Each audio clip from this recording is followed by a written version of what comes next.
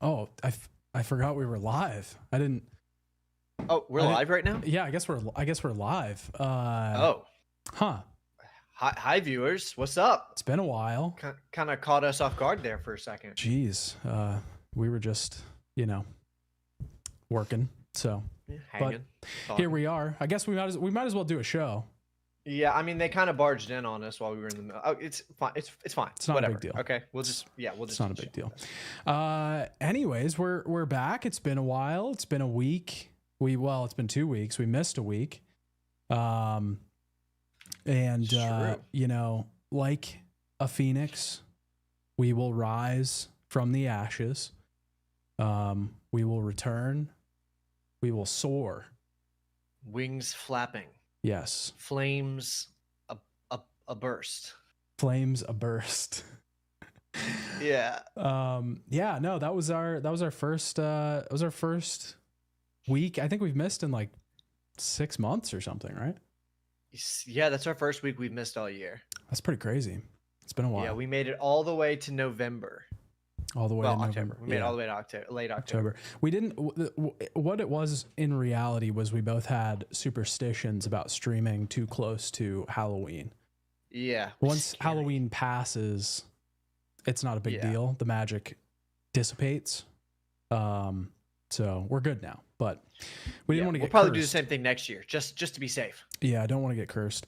But since then, we're back. We're gonna shake off the bugs this week, cast off the dust. As always, don't forget to like the stream.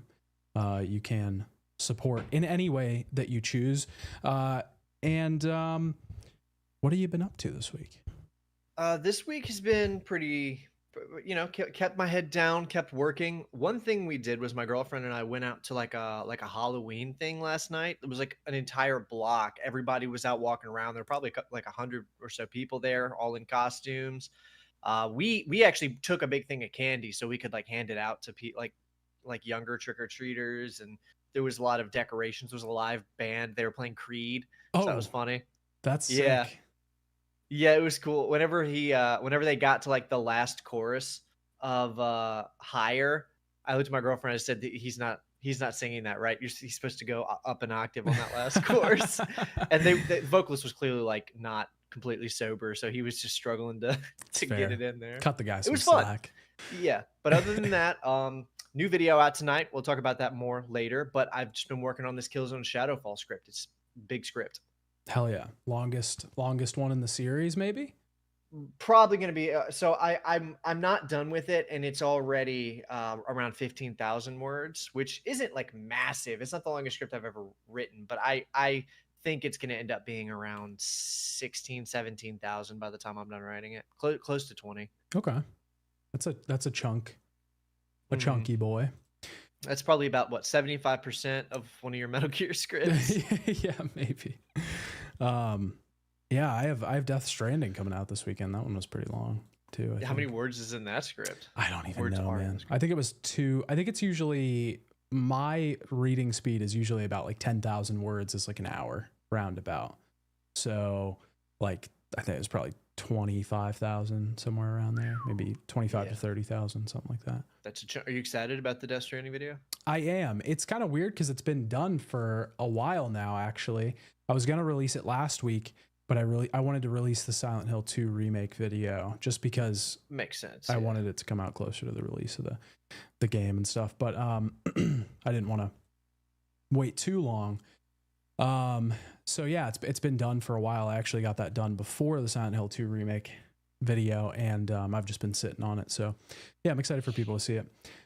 November feels like a good time for that video for some reason, doesn't it? Yeah, a little bit. It kind of, I almost toyed with doing it in October because it's kind of like it's like horror light. Has very light horror elements in it, Yeah, it definitely it flirts with the horror genre. Yeah, but it's not. But I was just thinking that because it actually came out in November the first time, November 8th. So you're close to its anniversary. Yeah. So yeah, that one's coming out. But since we've been gone, since you've been gone. I watched the Yakuza show.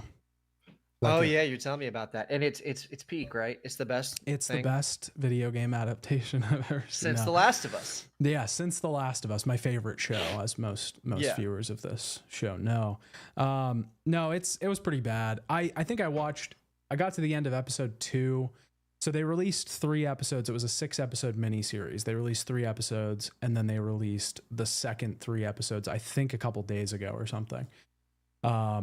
And I got to the end of episode 2, and then I just checked out, which is rare for me. That's how bad. That's like the level of interest that I had. You have a high tolerance for. Yeah. Because even after the first episode, I was like, okay, this will be funny to talk about on the show. I'll just watch all 6 episodes and I can rant about it or whatever. But yeah, I got to the end of episode 2 and I was like, there's no appeal in this for me at all.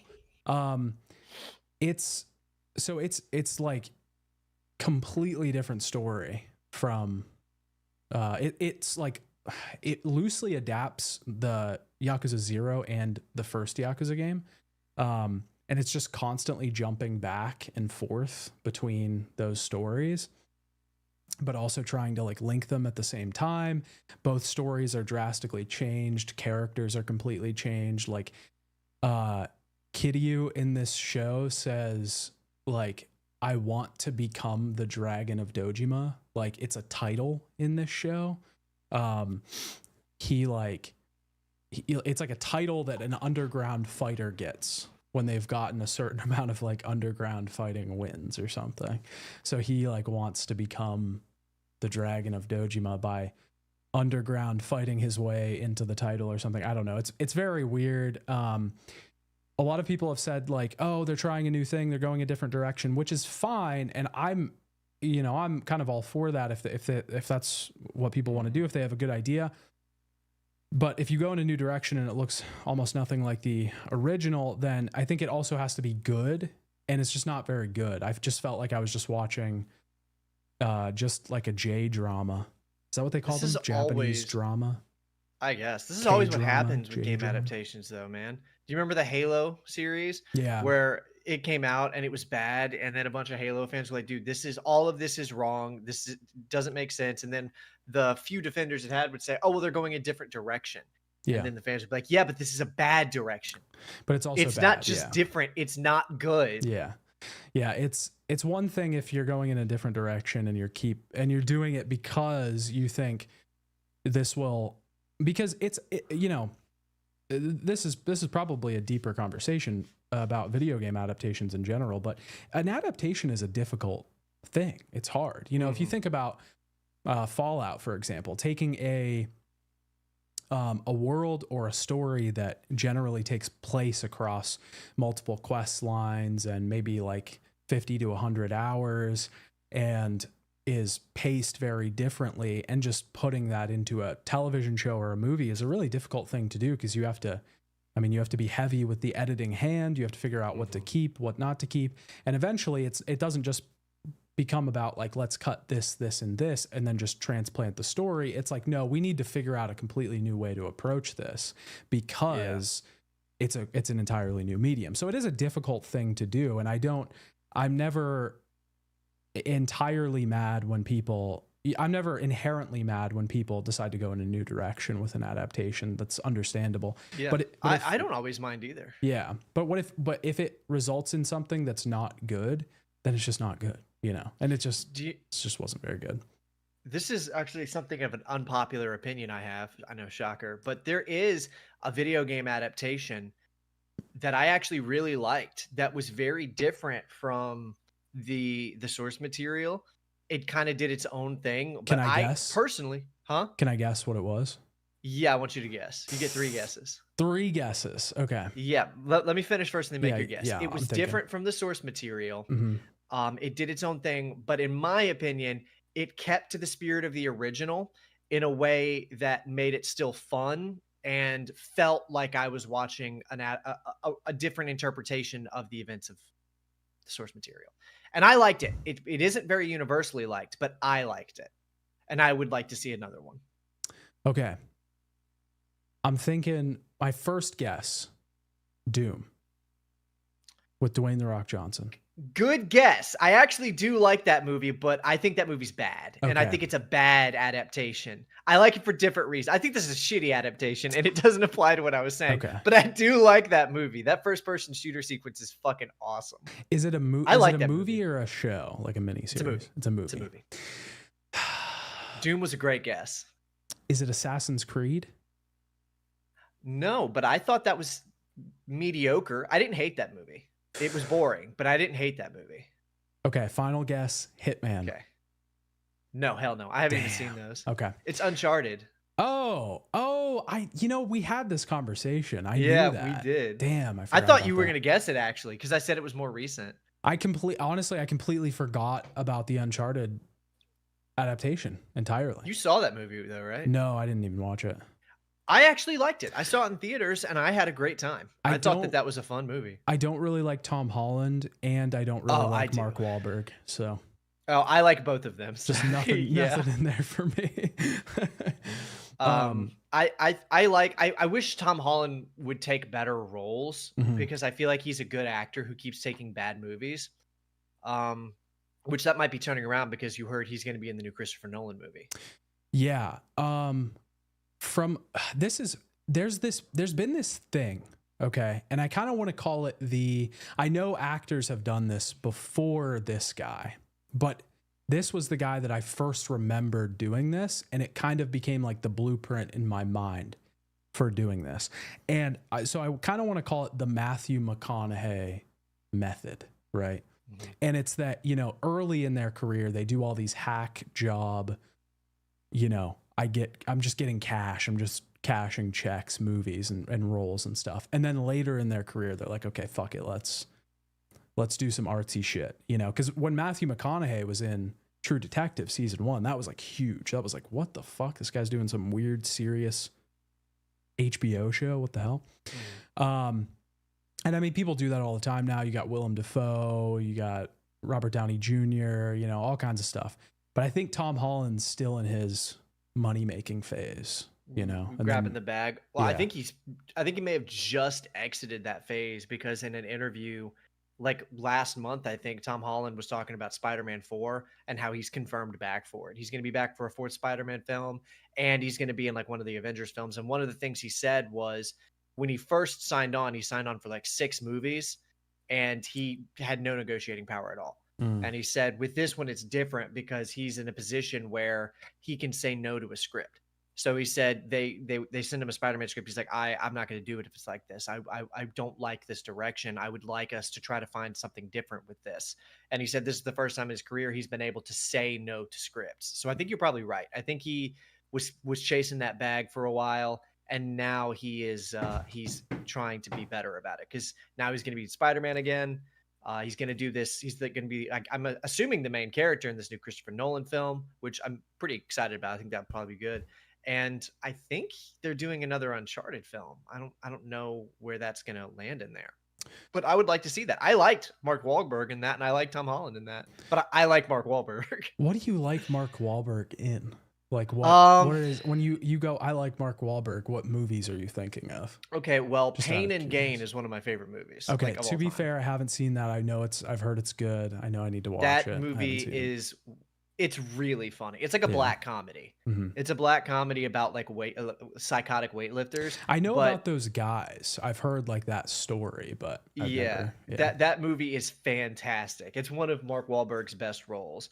I haven't. There's like a couple of movies I've seen him in, and every time I'm like, that's fun. He did this really shitty Netflix movie called he's done a lot of really shitty movies. Okay, he did a really shitty Netflix movie, but I liked it. It was bad, but I was like, Mark Wahlberg did good in that. I think that was fun. He did that movie where he played a Catholic priest. He like didn't want to be a priest, and he did, and then he like his body like starts to like fall apart, and he becomes a cripple or something, and he gets.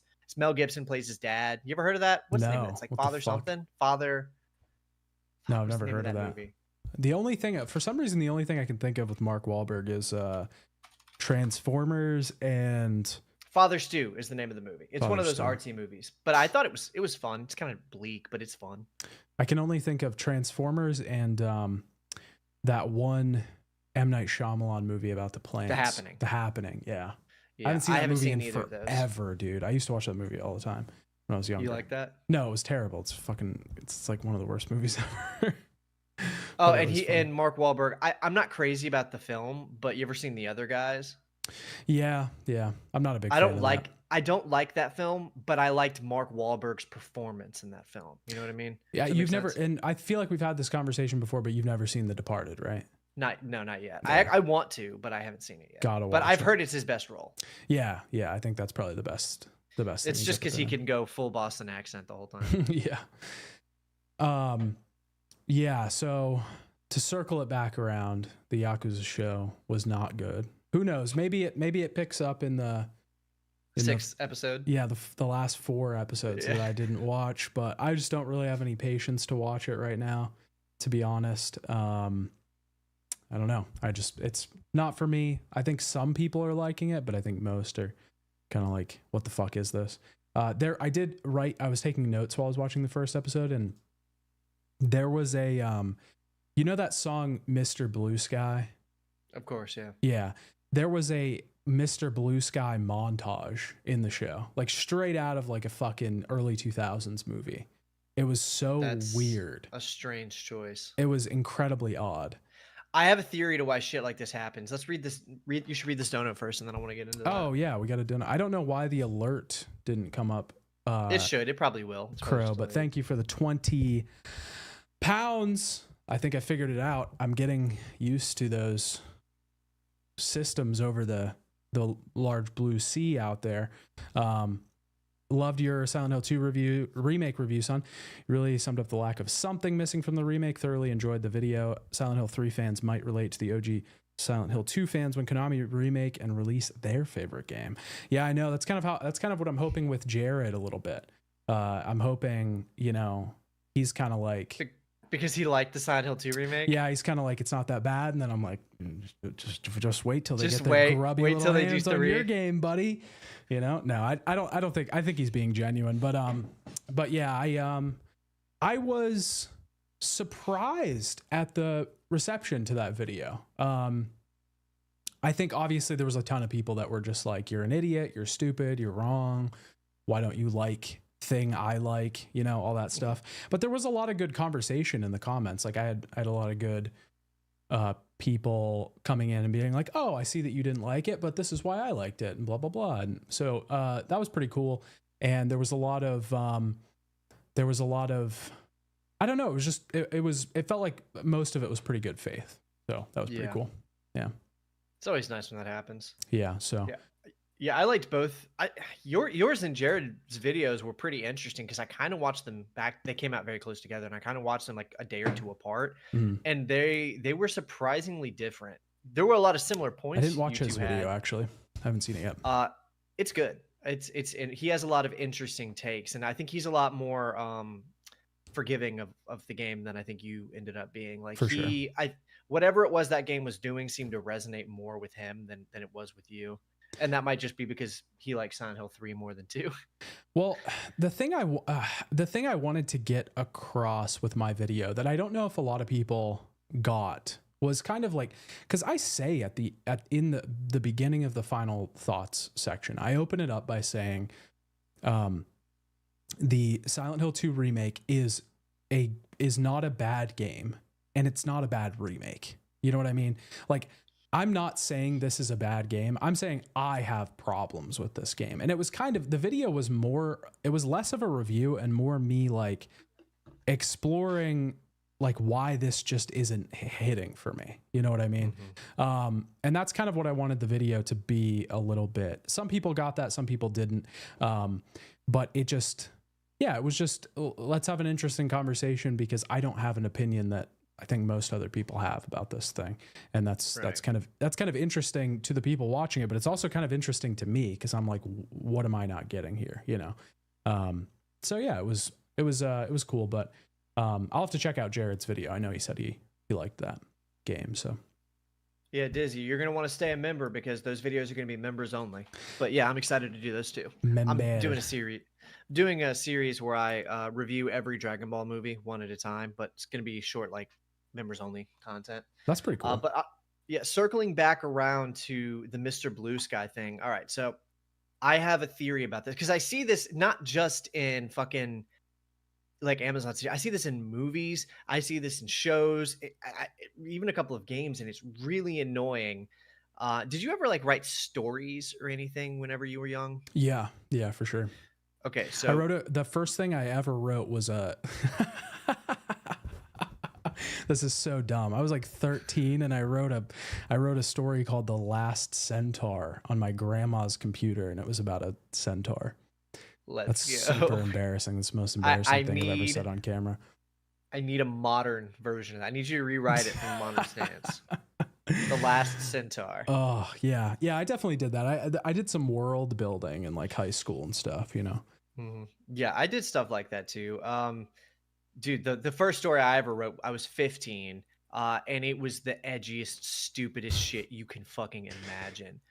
It was the most trench coat pulls out his blade. No, not that kind of edgy. It was like a guy gets caught in like a weird like all black zone. He doesn't know where he is, and he finds a version of himself like tied to a chair, and he has to like kill himself with a razor blade, and it's weird. It's yeah, like pretentious. Imagine like 15-year-old me with like I like shaggy hair and like emo looking type. Anyways, the point is, I was really into creative writing for a really long time. I still am. I just don't do it. Took 4 creative writing classes, and when I was an amateur, I still obviously would be considered an amateur. I'm not like a professional, but when I had very little experience writing stories, something that I would end up doing is obviously, you know, when you're writing a story, I would listen to music. And I listened to all kinds of music. I would listen to music that I liked. I would listen to instrumentals. I would listen to orchestral stuff. But sometimes I'd be writing a scene and I would listen to a song that I thought fit that scene. And then I would picture it like it was a show or something where that song was playing. I'd be like, oh, dude, if this was a show, this would be the song I wanted in there. And then I grew up and I said, that's stupid. Don't do that. You want original scores because shit like this delegitimizes your product, because I grew up. But I see movies and shows and stuff do stuff where a song, like a licensed song out of fucking nowhere, will come on and it will go with the scene. And an example of this is Ryan Reynolds was talking about that third Deadpool movie. He was like, yeah, we were writing the scene and we wrote it for this Madonna song and we just had to have it. So we went to her house and we asked her permission. I'm like, really? So you were listening to it while you're writing that scene. You're like, oh, this has to be in there. To me, that just emanates like amateur writing. I don't like that shit. Yeah. So I just feel like whoever was writing this Yakuza show was writing this montage. Was like, oh, dude, and he was like listening to Mr. Blue Sky as he was typing. He was like, oh, dude, this is how I'm envisioning in my head. We have to get Mr. Blue Sky for it. Yeah. And I'm like, no, you need to just be a better writer and not do that. There's a movie. There's a movie. Third Star Trek movie did that too. Anyway, go on. Oh yeah, Star Trek. Yeah, Star Trek Beyond. Yeah, there's a movie called a Canadian movie, a French Canadian movie called Mommy, that actually is probably one of the best uses of licensed music. There was another movie that used licensed music really well too, but I can't remember it.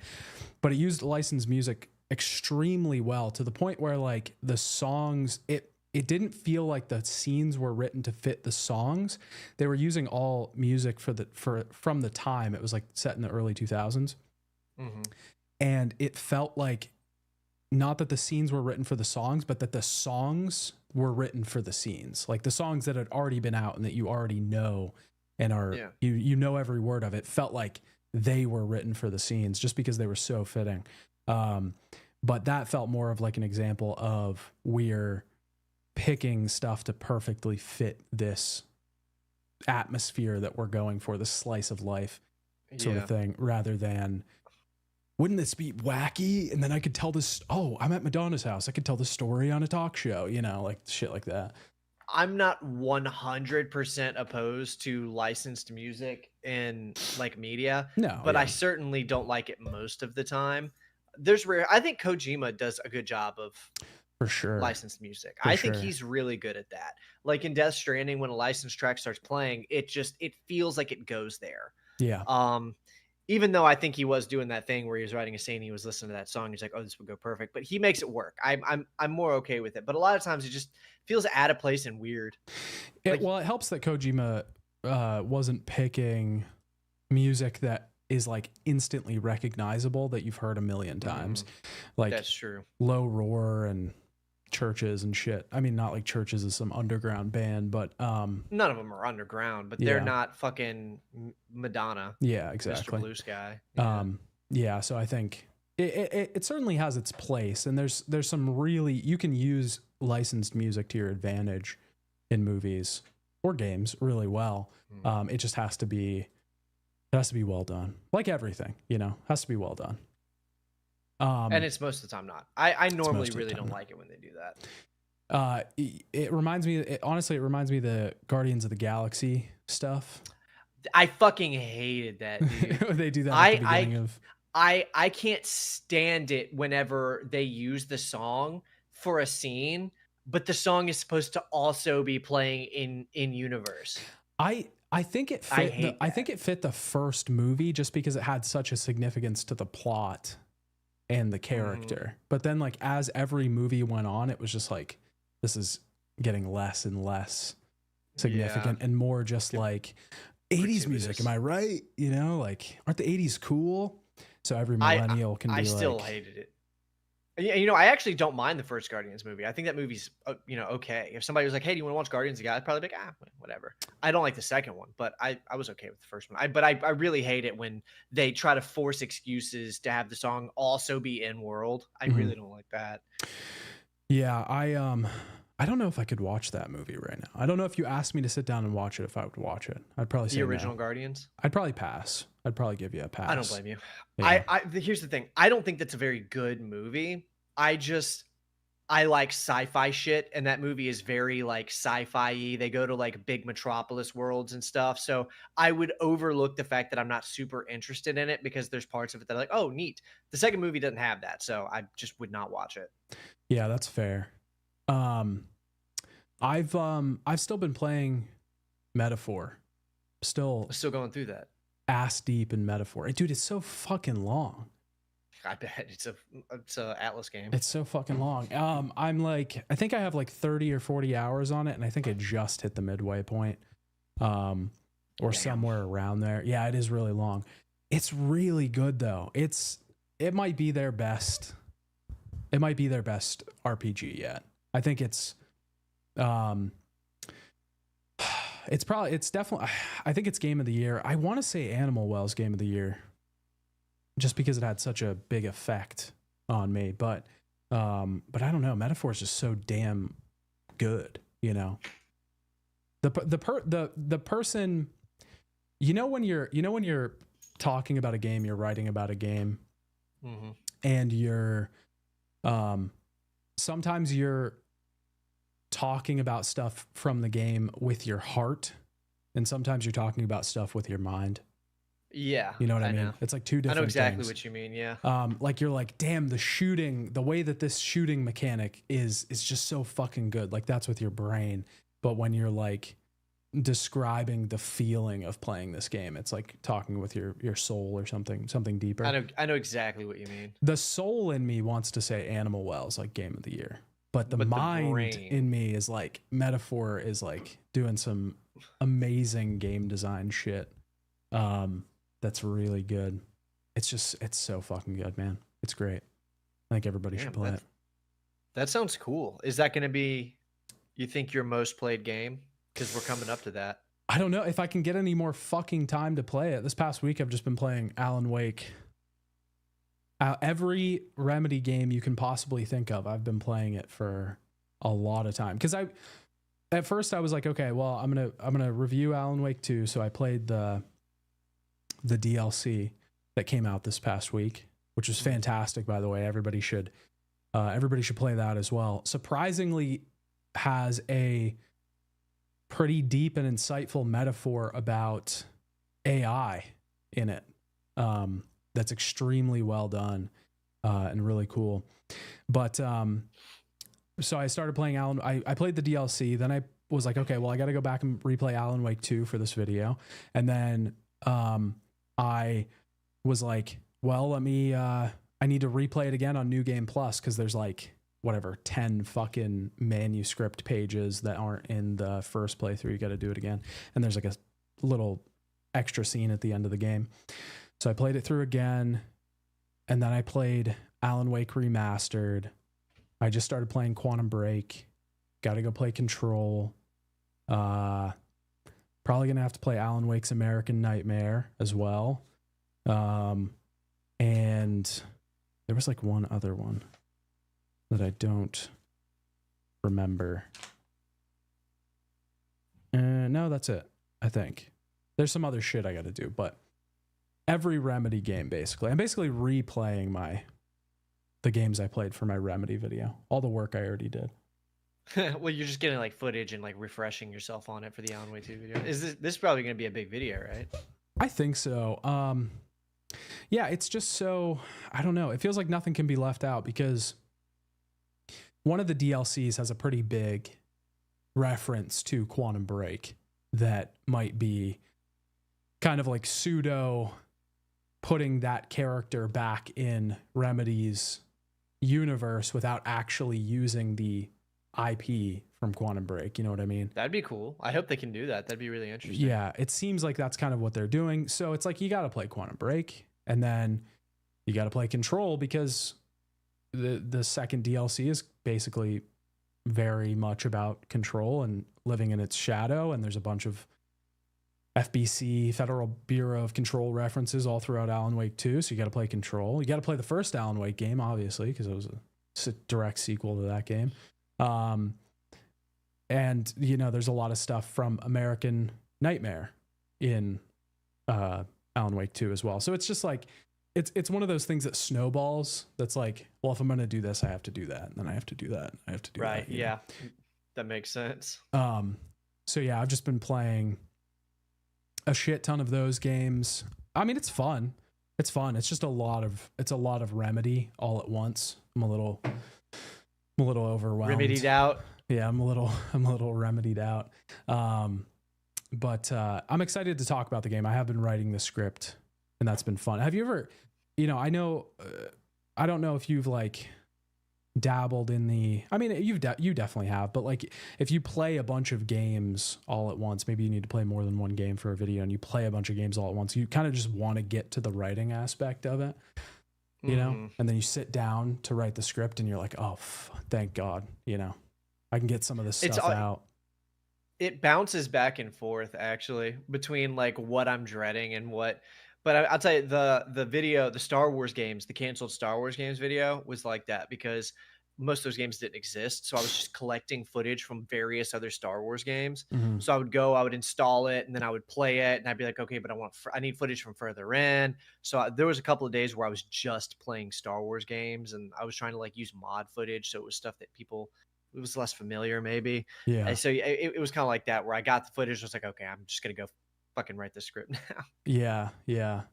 It just, I don't know. Yeah. I feel like I'm in one of those phases where I'm like, I just need to get this shit flowing. I think I sent you a thing, like a list of emotions that you experience when you're making a video where it's like, I'm excited about the idea. I'm working on it. Oh, I'm having fun. Okay, I'm tired of this. I'm so fucking over this video. Yeah. Actually, I'm starting to enjoy it again now that I'm near the end. That was fun. I'm glad I did it. It's like that sequence of emotions. Yeah, it's always like that. I think we were talking about that on a previous episode that like it's the cycle every time. Like I'm so excited to start this, and then by the end you're like, I fucking hate this thing and I can't wait to start the next thing, and then you start the next thing and you're like, I'm excited. It just keeps going. It's so it's very that is the artistic process. It's very Sisyphus. Sisyphean? Pushing up the hill. Sisyphean. Yeah, that'll be our merch line. Sisyphean. That's actually a pretty good name for a that is pretty brand. Good. Sisyphean. Yeah, and you just got like main shirt is just little pushing up a boulder, guy pushing the boulder up the hill. That's pretty good. That's good merch. We'll keep that in mind. Yeah. So other than that, I haven't really done much outside of just playing Remedy games and immersing myself in the world and looking at every little detail, shining my flashlight right next to a poster and aiming so that I can get footage of the poster and come back and look at what it says later.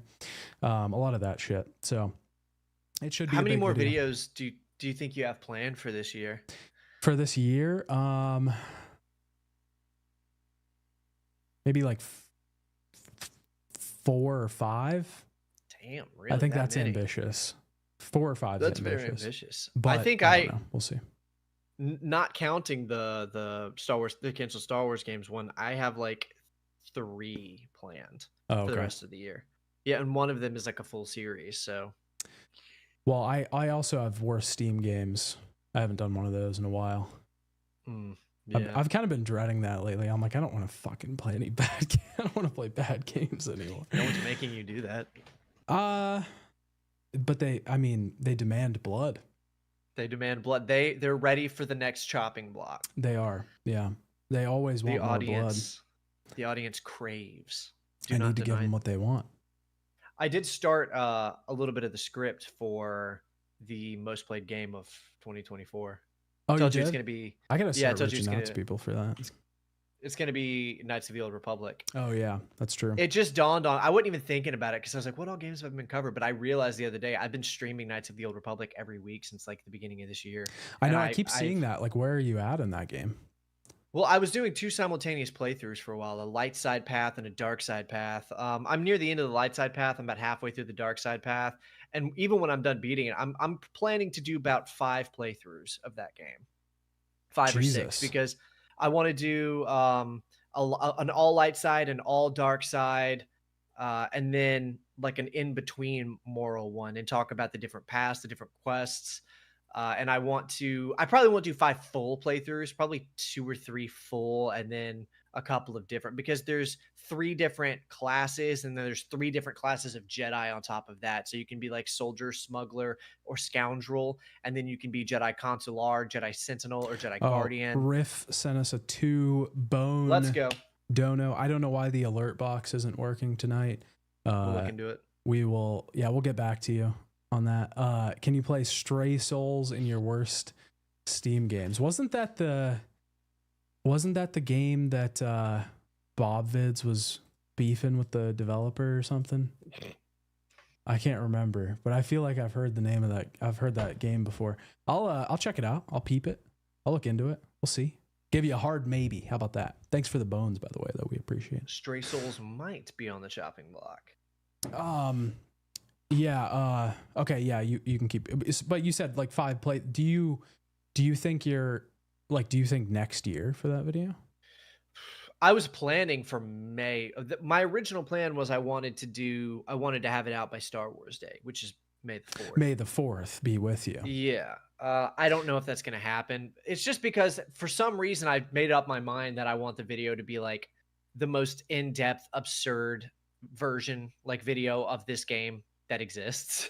We should dress up for Star Wars Day. Yeah, I'd on the show that's closest to May the 4th. I was about to say, when will that land? Oh, it's on a Sunday. Or wait, no, we don't. Wait, this is Friday. We don't stream on Sunday. I don't know why. Yeah, I got excited. Yeah, it would be May the 2nd. On the 2nd. Yeah, we could dress up for May the 2nd. Yeah. May the 4th. Can I be? Who would you be? I would probably just. I don't know. I'd probably just find a cheap Jedi costume or something, or like a clone trooper helmet. I would be. I don't know. I don't like Star Wars. Damn, that's so I know. hard. That's why I'm surprised you have an answer. That. I think it would be fun. Why not try top-rated Steam games with under 1,000 reviews where you can mix it up? I've thought of that before. You did something similar to that once. Yeah, I mean, I did 2 videos that were on like I played 10 indie games, basically the light side, if you will, version of that. And they didn't do nearly as well as the worst Steam games videos. I just have to figure out a way to approach it. I'm kind of working on it because I do like that more, but those definitely take a lot more effort than the worst Steam games videos. Because I have to find games that I genuinely enjoy and want to like profile, and they also have to meet review requirements, which are under 1,000 reviews. You already called that. And then, you know, I like to also get interviews with the developers. So I have to reach out and like wait for them to respond if they're going to respond. And then if not, I have to, you know, not cut it, but just like then I move on, but I still have to give them some time. So it's a little bit more in depth. And everybody also always thinks that I'm like reaching out to them for the worst Steam games video.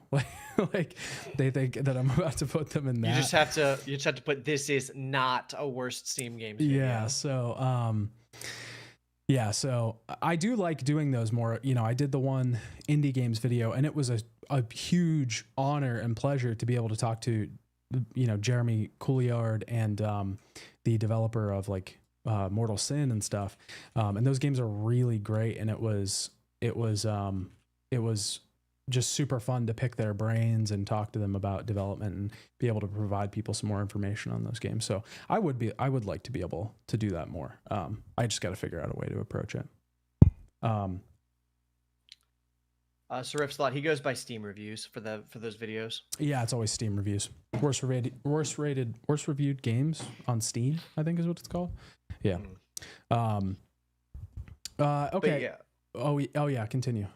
With I was just gonna say it probably isn't gonna be out by May the 4th because I want to do the Quake series, and I'm probably going to try to do the Fear games in between that. Ooh. So the first quarter of 2025 is going to be fucking booked out because I'm going to try to do Quake, Fear, Quake 2, Fear 2, Quake 3, Fear 3, and then Quake 4 and the other ones. And then I also have a few different series I'm planning with doing, but KOTOR, I'm going to be working on it throughout that, but it's a back burner project that I kind of like revisit as it goes. Okay. Yeah. It's interesting. I'm excited to see your take on those games. The Quake games? No, KOTOR. Oh, yeah, it's going to be long. There's going to be a lot of rambling. Yeah. Because it is interesting. That's I like watching your channel because a lot of the games you talk about, like I'm never going to play, you know? Yeah. So it's kind of interesting because I get to learn about shit that I'm just like, you know, I'm not in that space. So ironically, that's why a lot of the videos that I've watched of you, it's the same thing. Like I don't ever want to play like the Nier Automata games or the Yakuza. I kind of wanted to play the Yakuza games, but I know I'm really realistically not going to. Yeah. So a lot of the videos you make, I'm like, oh, I'm not going to play that. Yeah. So. You're never going to play Metal Gear Solid. So. Oh, well, I've already played it a billion times. I'm just curious. What are like a couple of series that like are in your brain that like you kind of want to cover, but you don't know when? Because for me, like I want to do a series on like the Infamous games, the Resistance games, like Jak and Daxter. Like I have these series in my head. It's like, oh, someday I'm going to do that. Like, do you have that in your head? Infamous games, 100%. I want to cover Ratchet and Clank really bad. Me too, actually. I really want to do Ratchet and Clank. Ratchet and Clank is great. Those games are super fucking good. Wait, are those? That was not. No, Sucker Punch did Infamous, and then Insomniac did Ratchet and Clank. That's right. Yeah, I love the Ratchet and Clank games. I've been wanting to do a series on those for a while as well. There's a video. It's not a series, but there's a video I want to do that I haven't done yet. So when I started my channel, I did 2 like maybe 30-minute videos on random game. I did a video on 13 Sentinels Aegis Rim and another video on a game called Concrete Genie that was I believe it was a first party PlayStation game that was released for the PlayStation 4 that nobody played because it was like a kid's game, but I liked it. I thought it was really cool. And then I started a series where I had this box of games.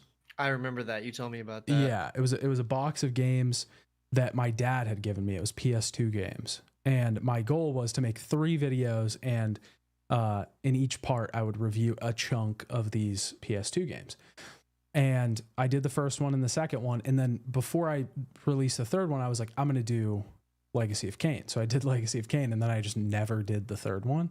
You never went back. No. So I think it would be really funny to just do the third one and part 3 and put like a ton of production value into it. Like have the opening shot be like the first 2 videos playing on one of these CRTs back here, and just like the camera slowly like panning back as those videos are playing on the CRTs, and then it just shuts off, and then it's like me sitting at the chair. You know, like I like put like a ton of effort into a video that is like gonna ostracize half my audience, because those really funny. Each of those videos have like 2K views, I think, or something. Yeah. Yeah, I just think it would be funny to release a part 3 like 3 years later.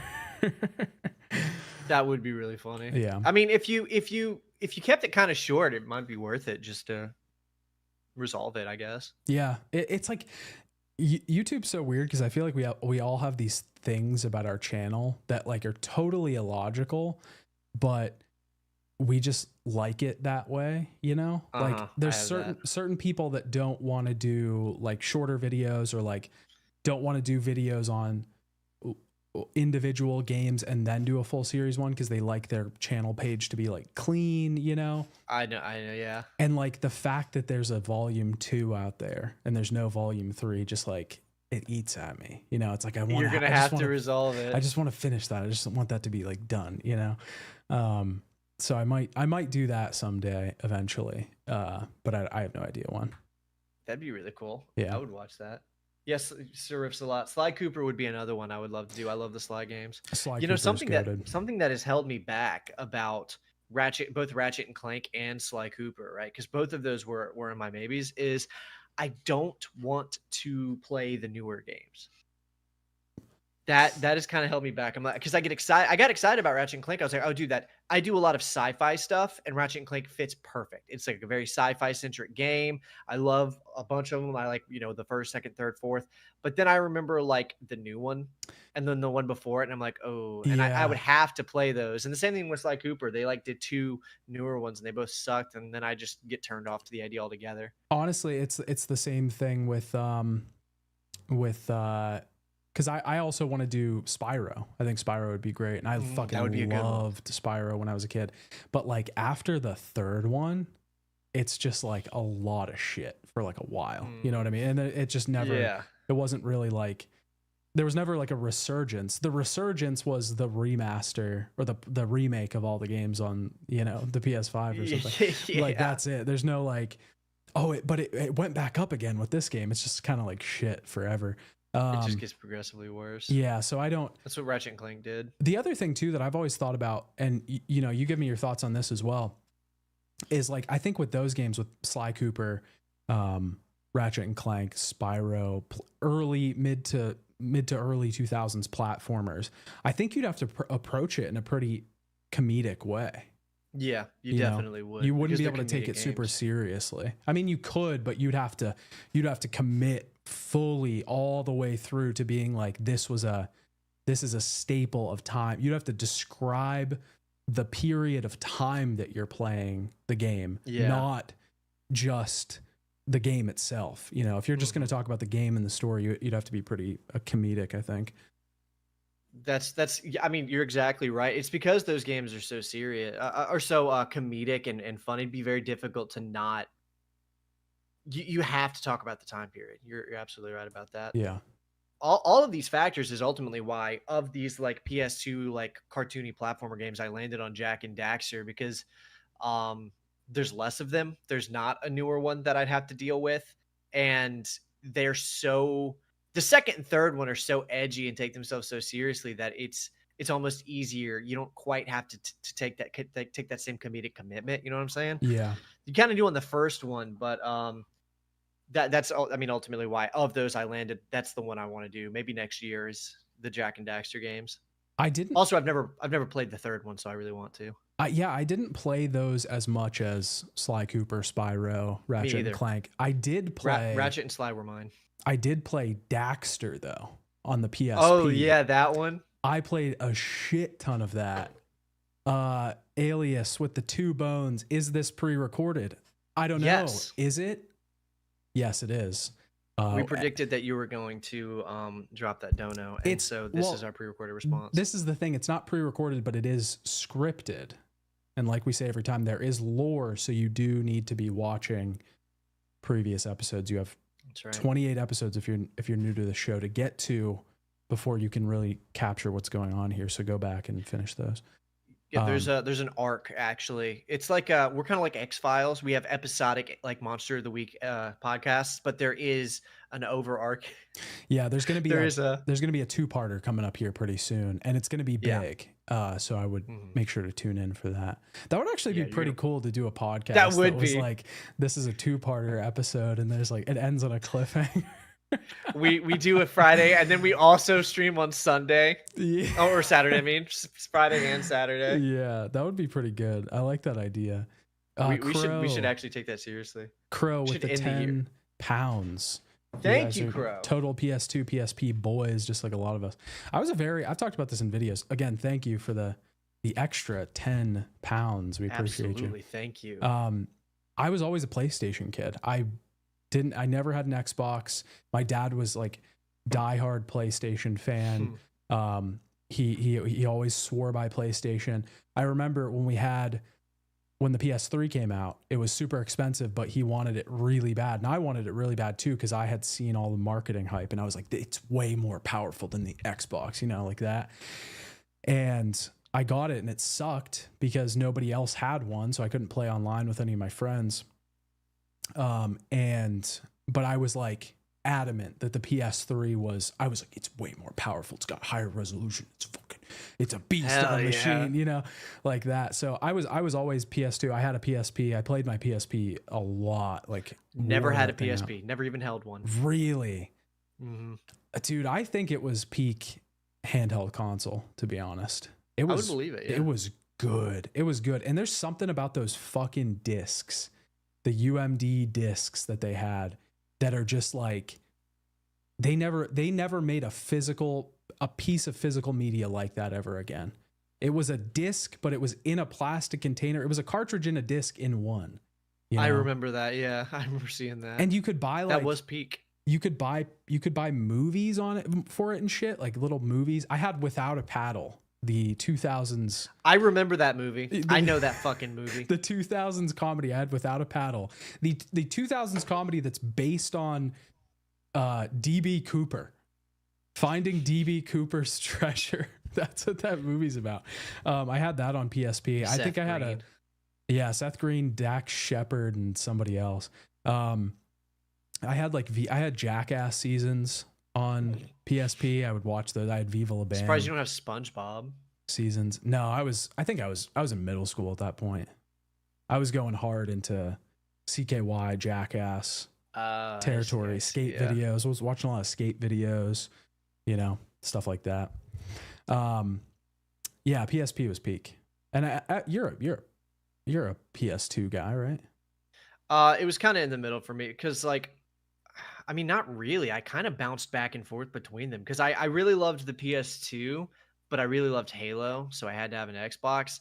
And I don't think there was ever a time where I had both an Xbox and a PS2, and I grew up mad poor. So the only way I could get one is to find someone who had one and borrow it for a week if they were, because all my friends would always have the newer console. You know what I mean? Eventually I managed to get a PS2 for my birthday or something, a pre-owned one. It had stickers from the previous owner all over it. And then I was total PS2 boy. I was getting fucking games for my PS2 any chance I could. But then the Xbox 360 came out, and my older brother had a job, so he bought an Xbox 360, and I didn't actually get a PS3 until 2011. Oh shit.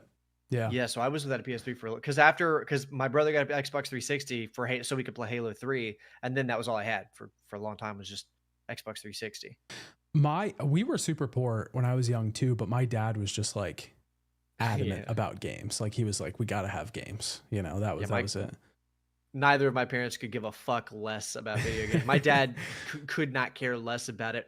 There's a quote from my mother about video games that I think is one of the funniest things in the world, where all right, look, I was homeschooled. All right. my mom said, because my mom was always fine with letting me play violent video games, like Halo and shit like that. I was just going to ask you if you were allowed to play. Yeah. My mother, encouraged it, and this is a real thing she used to tell me, was she said, listen, we're on a farm, and the way Spartans would raise their children is send them into the wild and tell them to come back with a dead animal. She said, I'm not going to do that, but I want you to be like exposed to violence and how real the world can be. So I want you to play these video games. It's all starting to make sense. That's really what she used to tell me. It's all starting to make sense. So she was very supportive of giving me like violent video games because she was like, you never know. A war could break out. I need you to be exposed to this at a young age so you're ready for what might happen. And I was like, okay. That's fucking crazy, man. It was lit, dude. It was lit. She was very supportive. My dad didn't care at all. He was like, all right, fine. Sure. Yeah, my dad didn't care what games, what type of games I played or anything like that. He let me play. I was playing GTA like way too young. GTA was off limits. I couldn't play GTA. I couldn't play anything that had sexual content, but Gotcha. like I could play Resident Evil. Gore was never a problem. It could be as violent as possible, but just no sexual content. Which honestly was probably for the best. Let me tell you, I was replaying the strip club mini game in Dead to Rights nonstop. Okay. I bet. I was looking at that pixelated PS2 strip club, and I was like, I don't know what this is. Duke Nukem 3D. Yeah. I actually surprisingly didn't really play those. But yeah, I was a PlayStation boy. I have a question that I wanted to ask. Are you going to play Dragon Age Veilguard? I am not going to play Dragon Age the Veilguard. I looked into it. Mm-hmm. I reviewed its its upsides, its downsides, and then I admitted to myself that it was never on the table. Yeah, I didn't figure it was on the table for you, to be honest. Hell no. We talked about this before, and I said, we both said that like this was not our game. This was not the game for us. But me being the person that I am, I was probably still going to play it. I was like, fuck it, I'll check it out. I give everything a chance. That's just who I am. Fair enough. And waste a lot of time on stuff that doesn't appeal to me and I don't like, which is a good way to spend your time is, playing shit and watching shit that you are not having fun with. But I just don't have the time right now. And I think the only thing that was going to make me play the game was like, its newness, was like, oh, it's the new Dragon Age game. It is the new Dragon Age game, and it's got a pretty big player base. People are playing it. And I think by the time I do get enough time, I don't think I'm gonna like be interested anymore. So you think you probably will end up passing on the Veilguard? I think so. I definitely can't play it right now. I do not have time to be messing around with a big old RPG right now with all the stuff I'm doing. And yeah, I just don't think. I think I gotta pass. I can't hate play this one. I'm sorry. I can't give my report. I don't hate play. I do a lot of stuff for TGG. I watch a lot of stuff. I play a lot of stuff. Can't do it this time. I'm sorry. I failed you. I failed you all. Let me tell you something. The hour that they announced they had changed the name from Dreadwolf to Veilguard, I knew I was not in their target demographic. Yeah, that's fair. The day I saw that, I immediately thought to myself, I know what's happening. I know what this game is going to be, and I know I'm not going to like it. Yeah, veils are not cool. You know what is cool? You know what is cool? Dread. Dread is cool. To be fair, the veil is like a thing in Dragon Age. It's like a dimension, right? I'm just saying. Dread or Dread, veils? Dread. Yeah, what do you like? You want veils? You want veils? You want to wear a veil? Is that what you want? Or do you want a bride? Dread? What are you, a bride? You get married? You're joking, but it's real. Yeah. That there is an energetic thing happening there. Yeah. Look at the front cover of that. You know what I mean? Did you see that Twitter post I shared where it's the Dragon Age trailer for Origins? It's like a Marilyn Manson song playing while the main character is like butchering goblins, and then it's the Veilguard trailer, and it's like the silliest little Dungeons and Dragons bar fight imaginable. I mean, but to be fair, like it's so idealistic to assume that like that's ever going to be at the top of culture ever I again. know. Like culture You're is right. just so, mainstream culture at least is just so watered down now. That's not that edgy, you know, even just like the music, the vibe, that whole thing is just, that's gone. It's very much over for that period. And I don't think it's ever really going to return. It has kind of returned, because I mean, you see shit like Creed having a resurgence, and like Y2K clothing coming back and stuff. Yeah. But like it's an ironic resurgence. It's not gonna be as big as it was, for sure. You don't have like normies running around wearing Truey jeans or anything like that. You know what I mean? Like it's not, everybody's still just doing their thing. That is an early 2000s vibe, and I mean that's not coming back any more than like the style of the 70s is coming back. You know, it always comes back in a small way, but it will never be the mainstream aesthetic again. Yeah, you know? for sure. It's just unfortunate that the best mainstream aesthetic we ever had is gone now, which is psycho hyper edge. Psycho hyper edge. That's what I need. That's what I miss. Yeah. Psycho hyper edge. Yeah. Yeah, it's, and I mean, it's something that annoys me particularly too, because it does feel like it's a fantasy thing. And I don't really like what fantasy is now either. You know, I'm a big fantasy fan. Accessible, which is weird because It's Game of D&D. Thrones is everything that isn't. You know what I mean? Yeah, it's like, but it's D&D, man. D&D, the popularization of D&D killed fantasy. It really I agree. did. I think I was saying we were saying You said that last show. I like Dungeons and Dragons, by the way. I like playing Dungeons and Dragons. For sure. But something about what Dungeons and Dragons is aesthetically sucks. Yeah. You know, I like the mechanics. I like DMing and hanging out. It's fun, but the aesthetic of Dungeons and Dragons has always been like a couple Lord of the Rings, like hyper watered down. It's not cool. I'll say this is the best way I can put it. People always talk about in the 80s, you wouldn't want to tell people that you play Dungeons and Dragons because they would think you're a nerd. Yeah. You don't want to tell people you play Dungeons and Dragons now, but it's not because they think you're a nerd. Yeah. You know what I'm saying? You're still a loser, but you're like a different kind of loser. Different guy. Yeah, it's like, ugh. You know, no, I actually stopped. I don't know if I talked about this, but I actually stopped playing D&D recently. I have a D&D group that I've been DMing for like 6 years, and we've played D&D 5e ever since we started. And I picked it just because it was it was 3 people that were my friends that had never touched a tabletop role-playing game ever. It's the most accessible, yeah. Yeah, and it was the easiest one for them to learn and to teach them and stuff. And recently I was just like, I want to play something new. I'm bored of this. Like, I'm sick of writing stories in the D&D universe or with this system. So I dug through and I found this system called Delta Green, which is like a super cool, like weird, like Cthulhu inspired, like you were telling me about that. That sounds really cool. It's like a it's like X-Files, Twin Peaks, Cthulhu. You play government agents that are like looking into unnatural events and stuff. It's super fucking cool. I love it.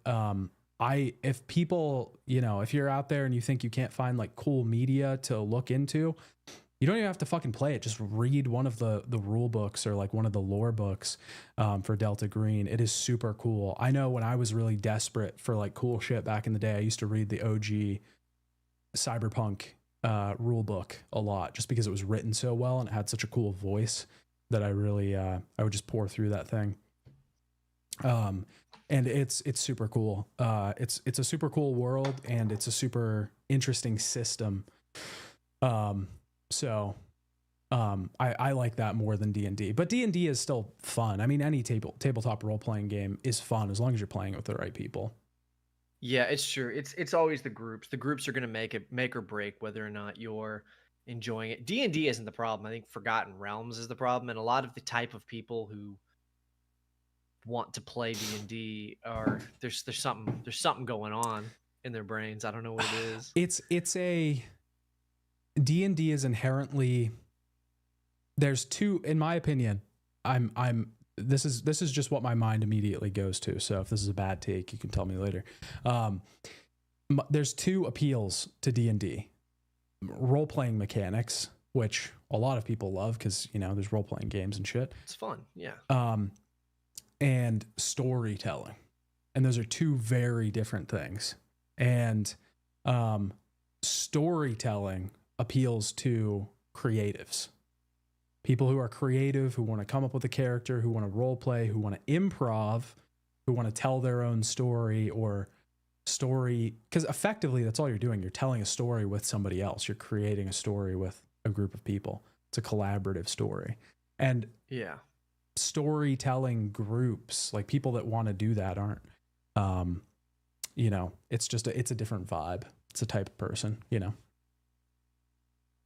Yeah, I think that makes a lot of sense. What do you think you are? Which one do you think you are?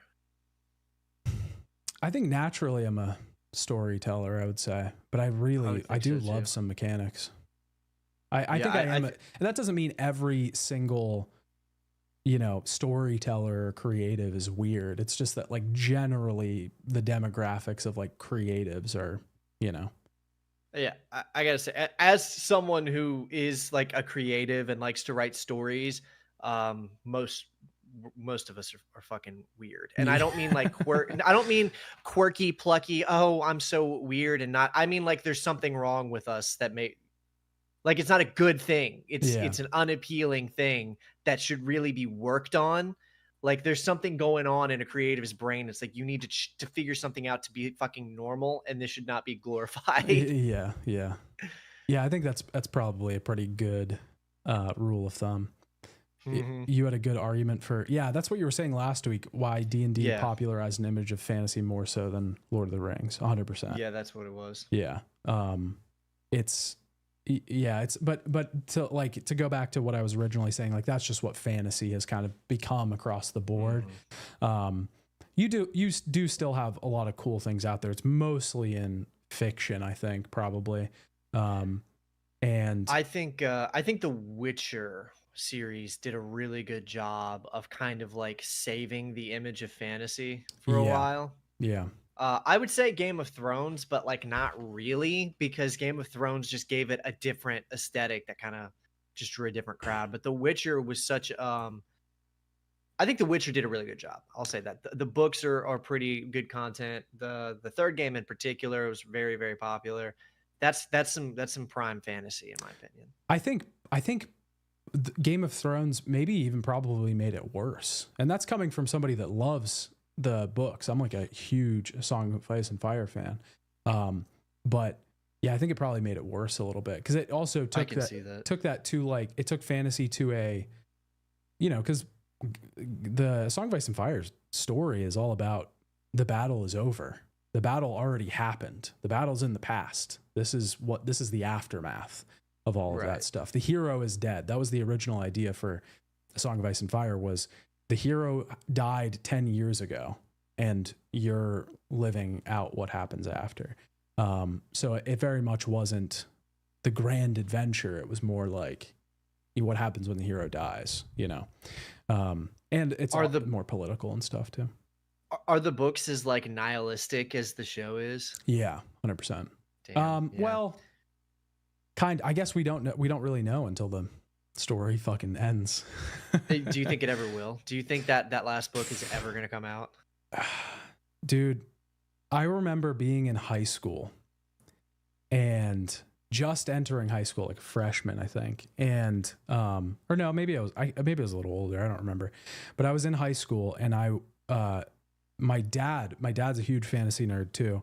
And he told me to watch the first season of the show. He was like, go watch the show. And I watched the show and I was like, oh, this is amazing. I got to read all the books. And I read the books and then the fifth book came out. And then I read the fifth book and I was like, oh, this is so good. I wonder when the next book's going to come out. And I remember like going online to forums and stuff and people being like, the next book will definitely be out by like 2016 or whatever it was. And I was like, yeah, at the most it'll be 2016. It's 2024. There's no, dude. What the fuck is he doing, dude? It's weird because this isn't like an uncommon thing in fiction, especially fiction that gets really big. Patrick Rothfuss has done this too. He's another very famous fiction writer. He wrote the Kingkiller Chronicles, and he wrote the first 2 books, and the third one, I think it's been like a decade or something, and he's just like pushing it off and pushing it off. I think these people just, especially when it comes to ending a story, I think they probably just get too in their own heads about it, and they become perfectionists, and it's just editing and cutting and writing a chapter, and then, oh no, I got to redo it, and blah blah blah. I wonder. And So George R. R. Martin's lazy as fuck. I'm not going to sugarcoat it. There is something George Martin said though once. I think he said this on a stage or something, or during an interview, where he said every time he kind of gets ready to start writing, it's called Winds of Winter, right? That's the last one that he's writing. No, there's every time there's 2 more books. Every time he gets ready to start writing it, he gets an offer to work on a different project as like as a writer and like contribute. So he goes and does that, and like that he's like taking his time because he's like, oh, this is something new, something different. I'm interested in this, and because he already has all the money he could need, there's not a financial incentive to finish these last books, and he's already been writing so much of it, and he's getting offers with other things that are interesting to do. Why would you turn down working on a cool TV show to finish a book? You know, that's part of it. There's also like, dude, I remember there was a post that somebody made in the subreddit years ago where they traced his writing speed and lined it up with when the New York Jets were, because his favorite football team is the New York Jets, when the New York Jets had lost the playoffs. So he got more writing done because he wasn't watching football anymore, or when they didn't make it to the playoffs. That's really funny. And they found out that he was writing more when the Jets didn't make it to the playoffs. There's all kinds of shit like that. There's like a 3-hour video. The Jets could probably get that book written by collectively claiming they're going to throw every playoff until the book comes out. Yeah. I think it's laziness too. I think he's lazy. And yeah, he would rather go to a convention or can't even blame him, dude. Work on writing these new HBO pilots and stuff, you know. Writing's fucking hard, dude. Like it's easy, it's super easy, but it's also super hard. It's easy physically, obviously, but like there is a very psychologically taxing element. And how many books does he put out? Like 5, 6? There's 5 A Song of Ice and Fire books, but he's put out, and they're like all massive, aren't they? Yeah, they're pretty big. They're about 1,000.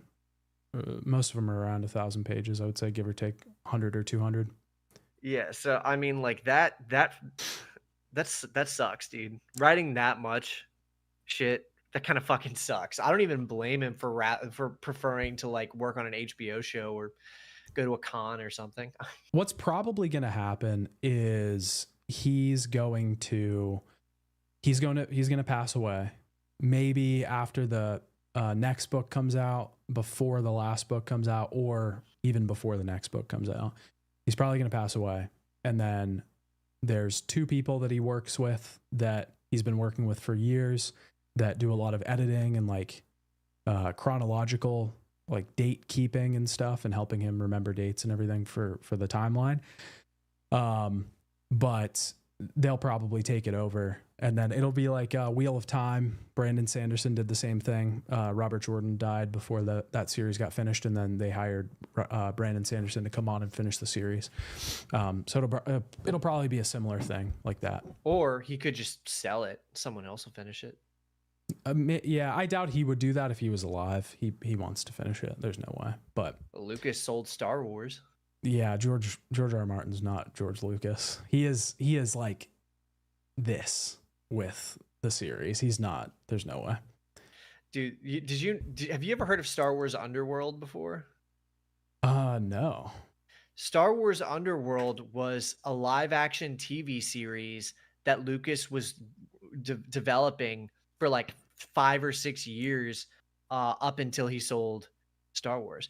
Really? And they it was supposed to be this like edgy, dark take on Star Wars. It was going to be set in the underworld of Coruscant the entire time. It was going to be like multiple episodes. It's supposed to be the biggest like budget thing he'd ever done. They shot I was doing some research on this because it was related to a game that I was covering in that video. They had 50 hours of filmed content ready to go. Yeah, the wiki that I looked up says 100 planned episodes and 400 proposed episodes. That's insane.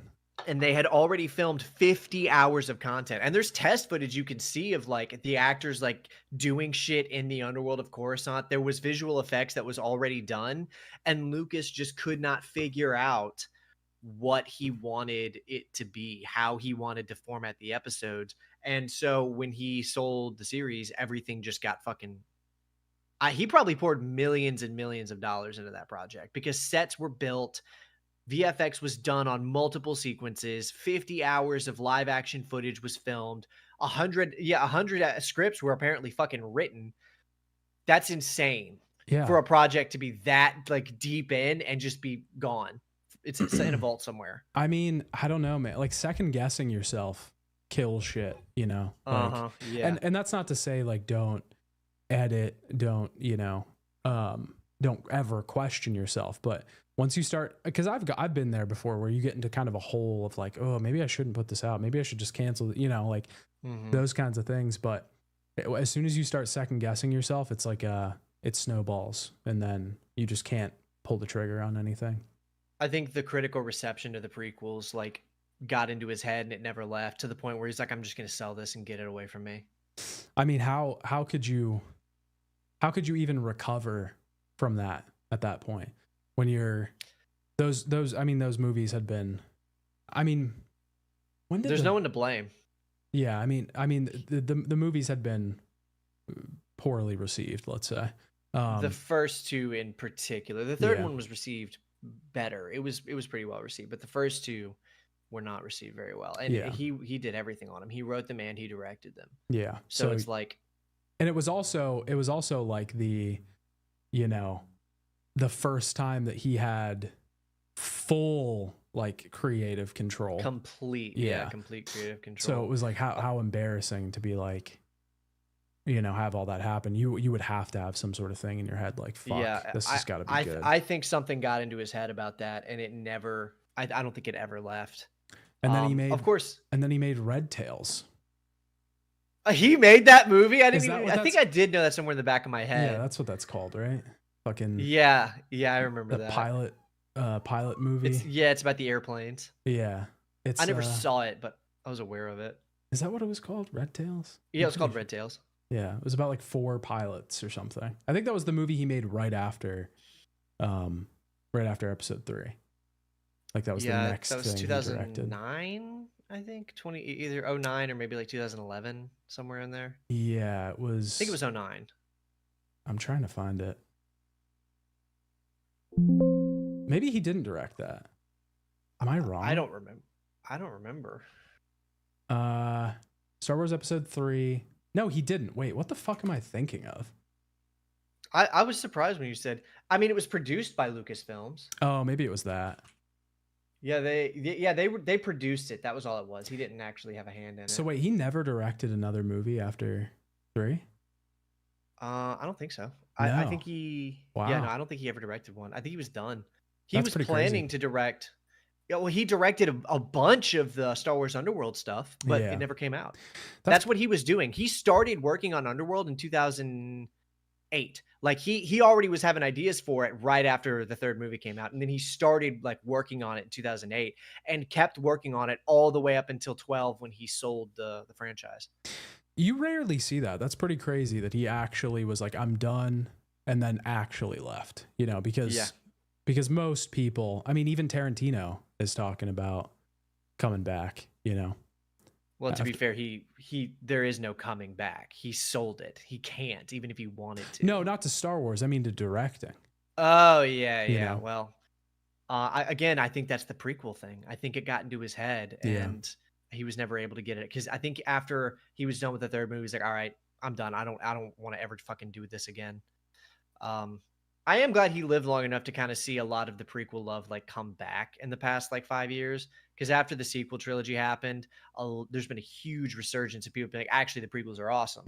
And I think he even said something about that one time where he was like, yeah, I really appreciate seeing that. But yeah, that's got to be a good feeling, especially with like that Kenobi show coming out and people liking that. And Hayden Christensen actually talked about that a good bit. The actor for Anakin said, he was like, yeah, dude, it's been really, really nice to see people who grew up with it now, adults, saying, hey, we really loved that. So I'm glad I'm glad they're getting to see that. Yeah.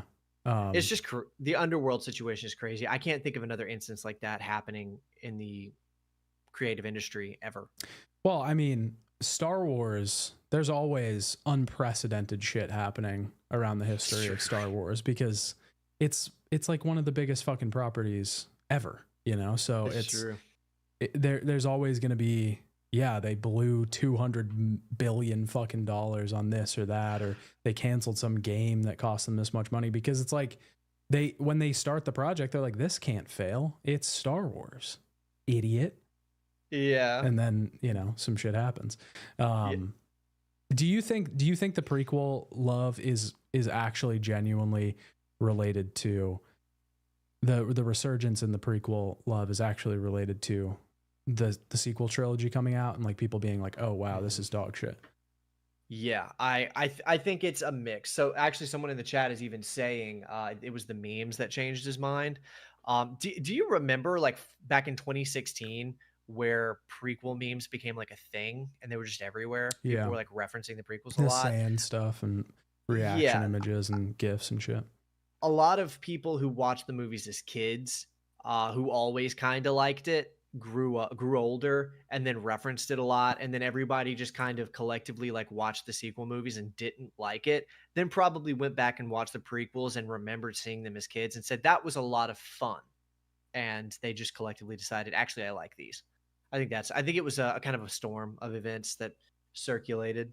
I had the opposite reaction because I liked them as a kid, and then I was like, I got to be an adult, and then I was like, these fucking suck. These are bad. Yeah, I don't know. I don't think the first two movies are fun. I think the third movie's pretty fun, but I don't think I love all of them. I don't know how you can think the first movie is fun. I guess we've talked about this. I guess we should. Yeah, we've talked about it extensively. Yeah. We don't have to keep talking about Star Wars.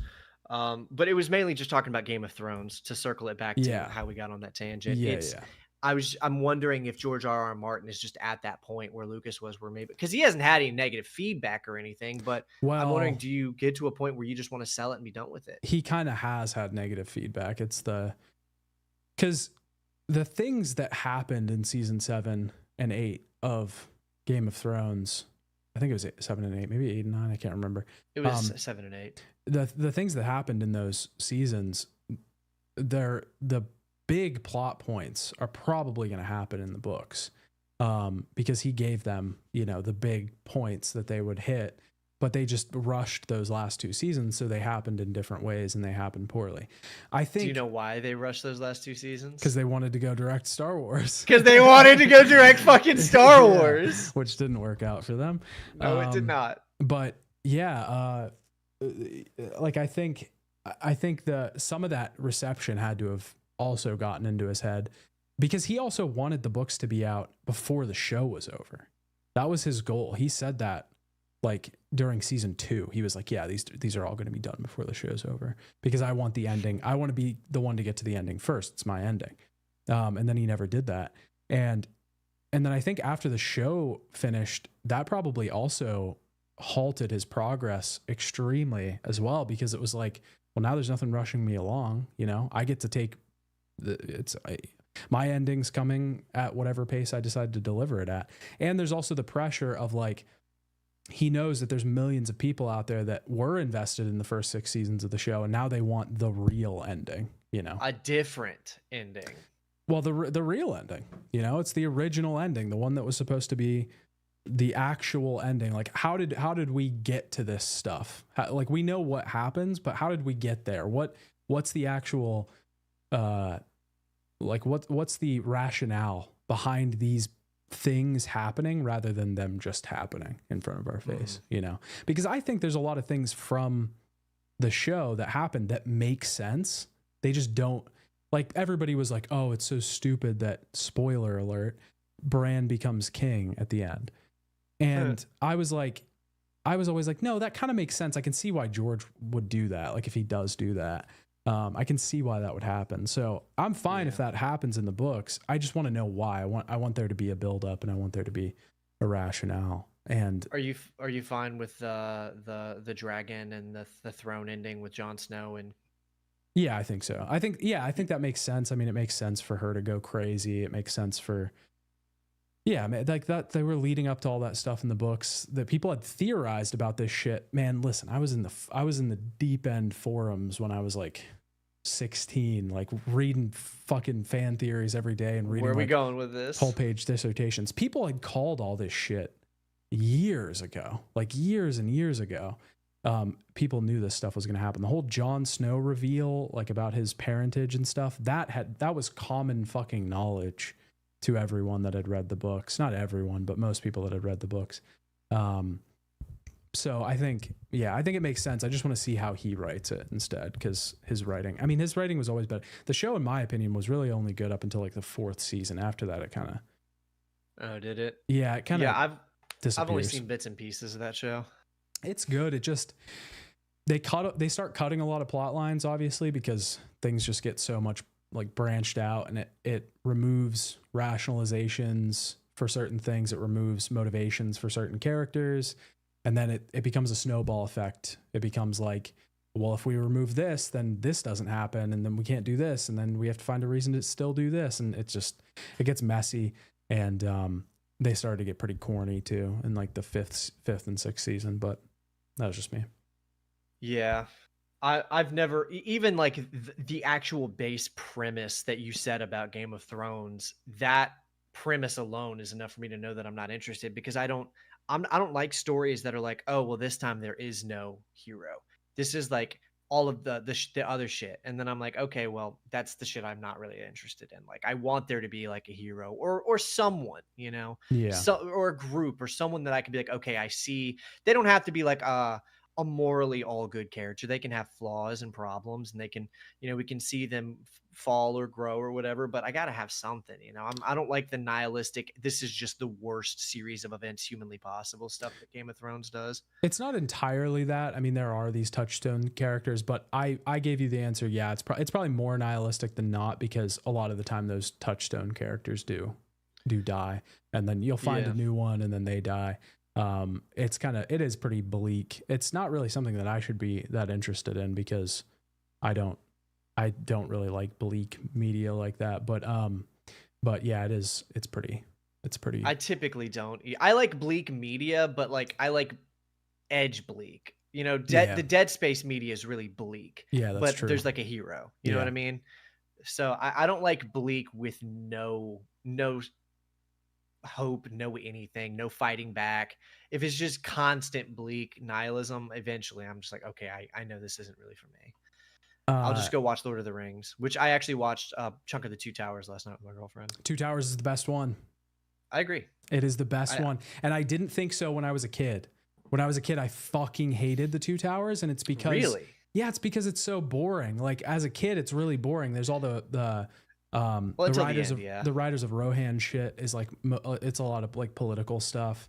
And yeah, it's like kind of boring as a kid. And as a kid, you want to see either the start of the adventure, you want to see the Shire, and you want to see, you know, all that stuff. Or you want to see like in the Fellowship scene and stuff like that. Or you want to see fucking Return of the King, you know?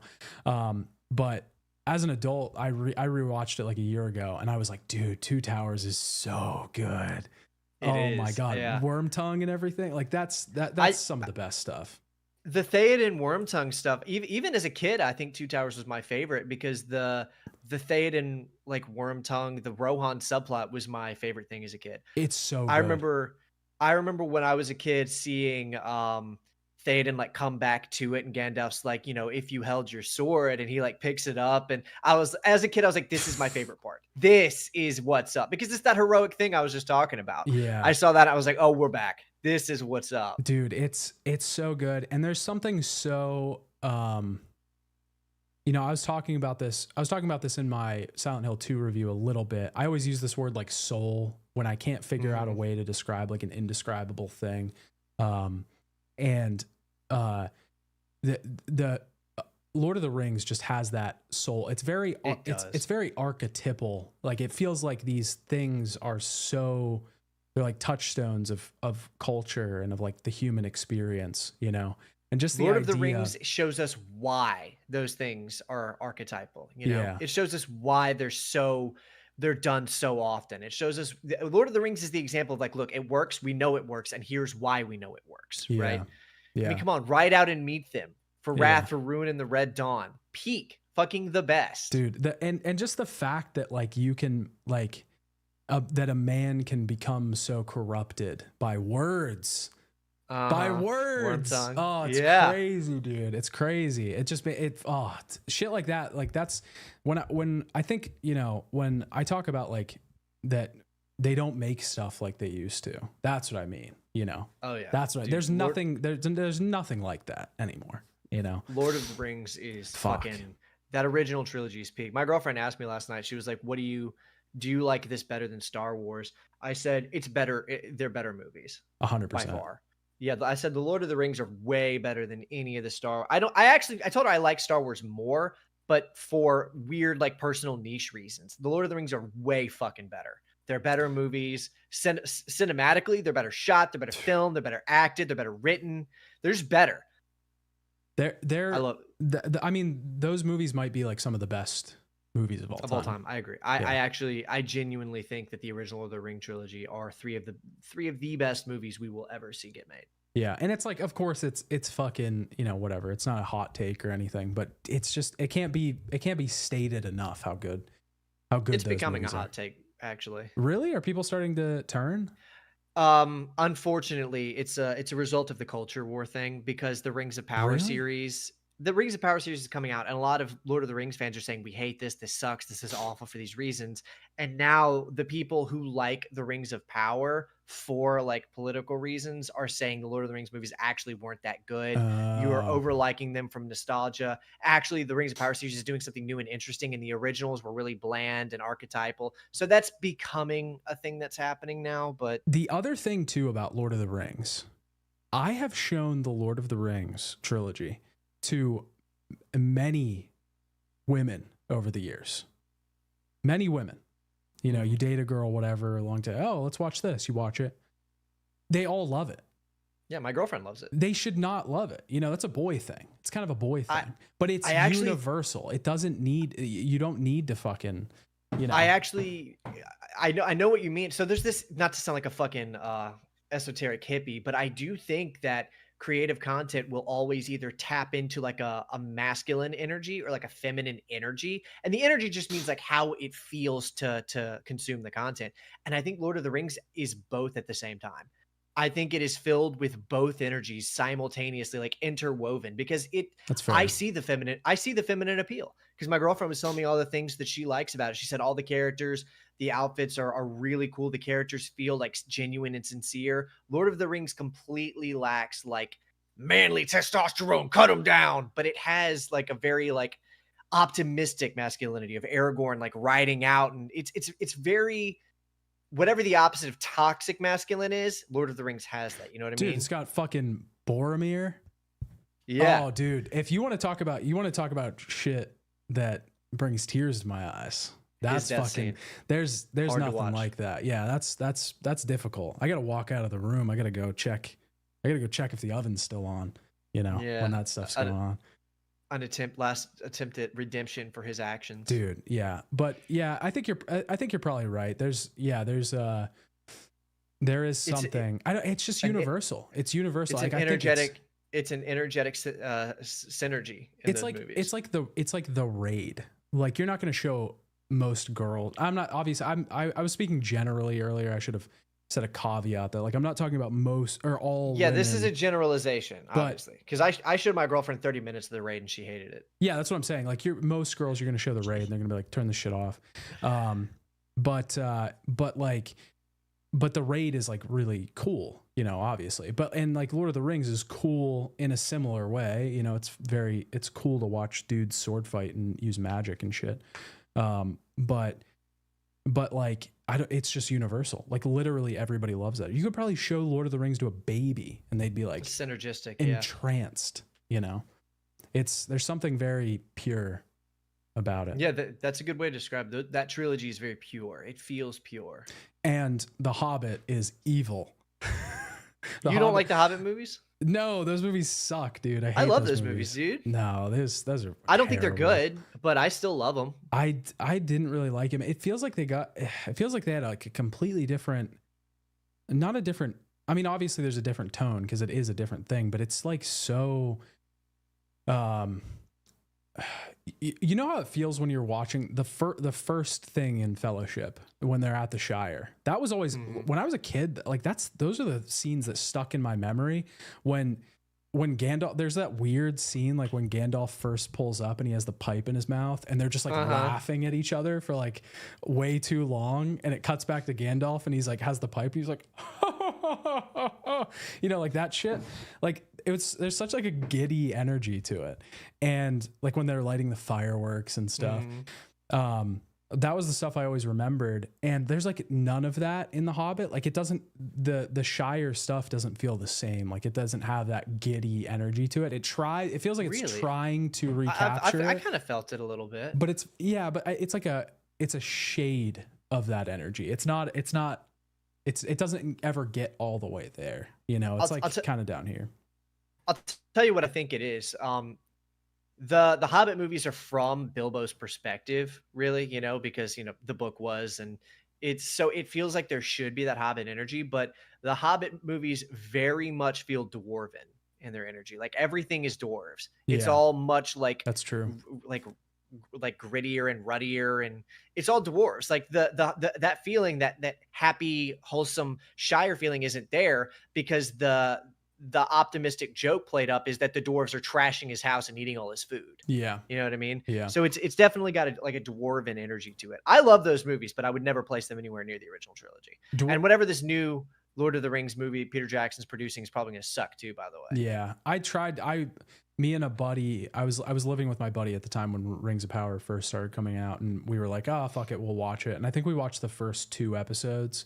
They were airing weekly, and then we were like, yeah, we're not doing this anymore. There was no reason it was just so fucking boring.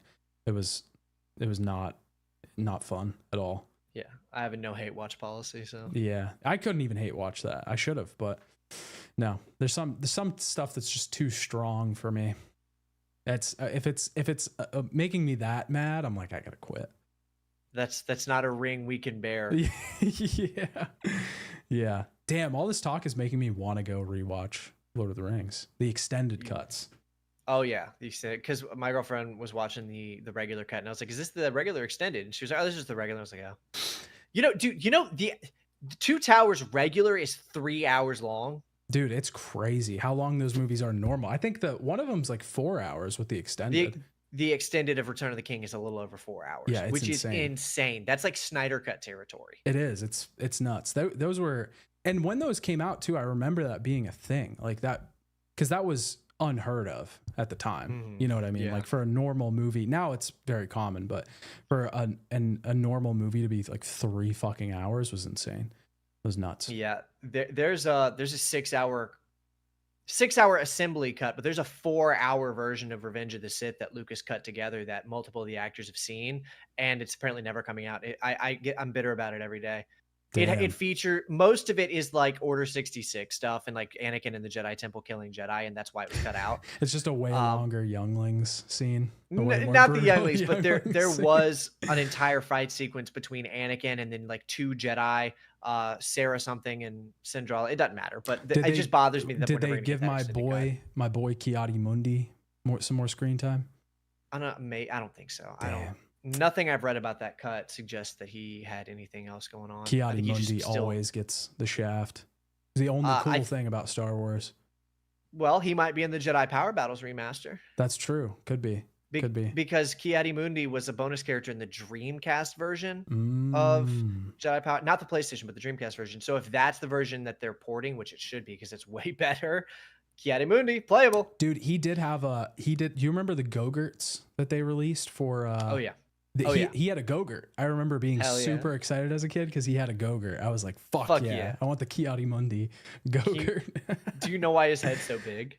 No, I can't. There was a lore reason. I have the graphic novels still. There was a lore reason in the graphic novels, but I can't remember what it was for that race. Pretty sure it's extra hearts.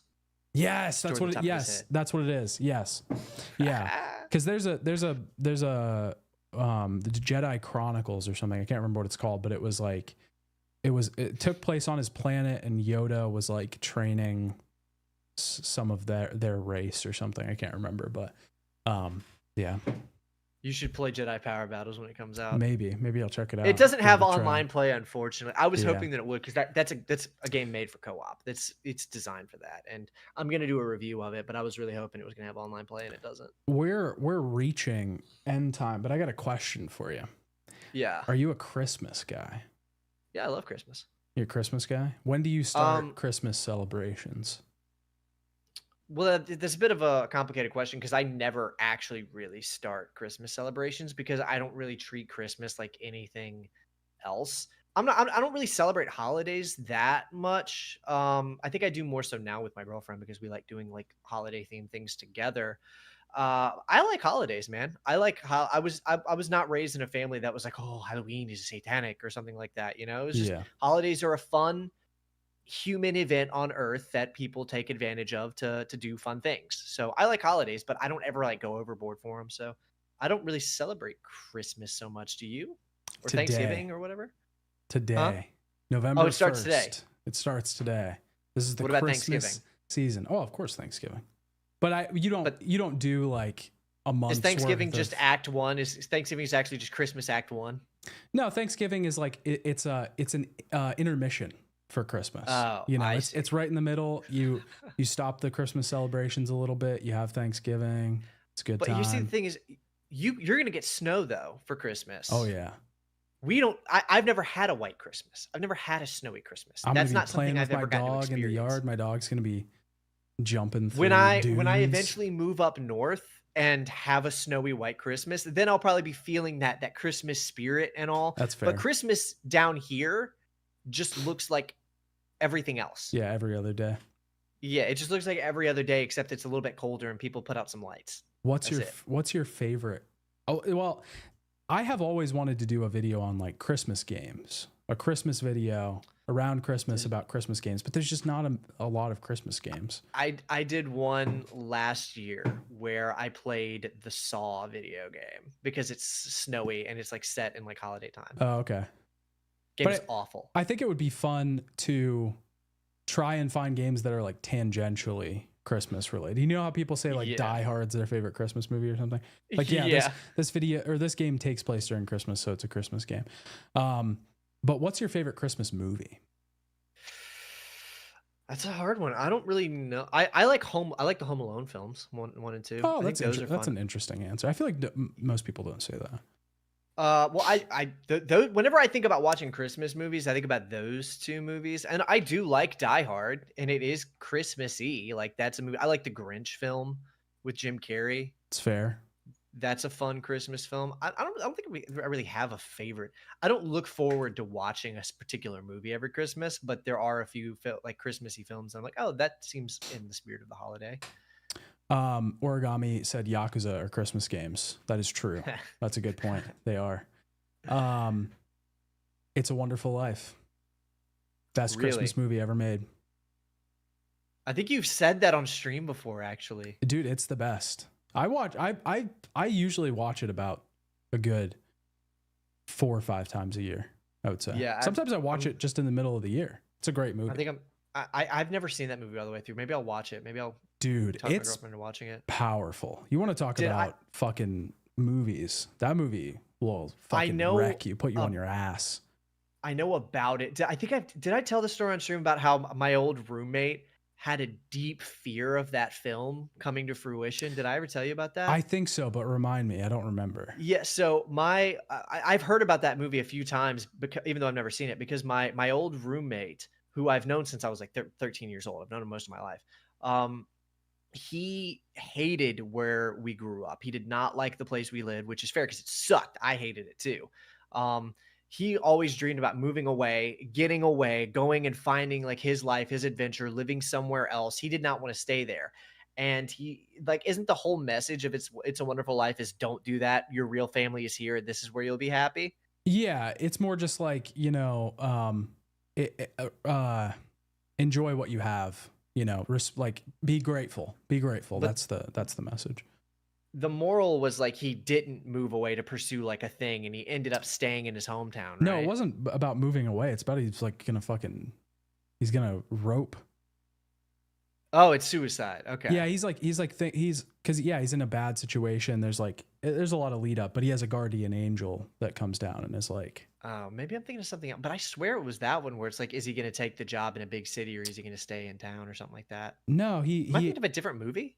I think so. Yeah, he's his.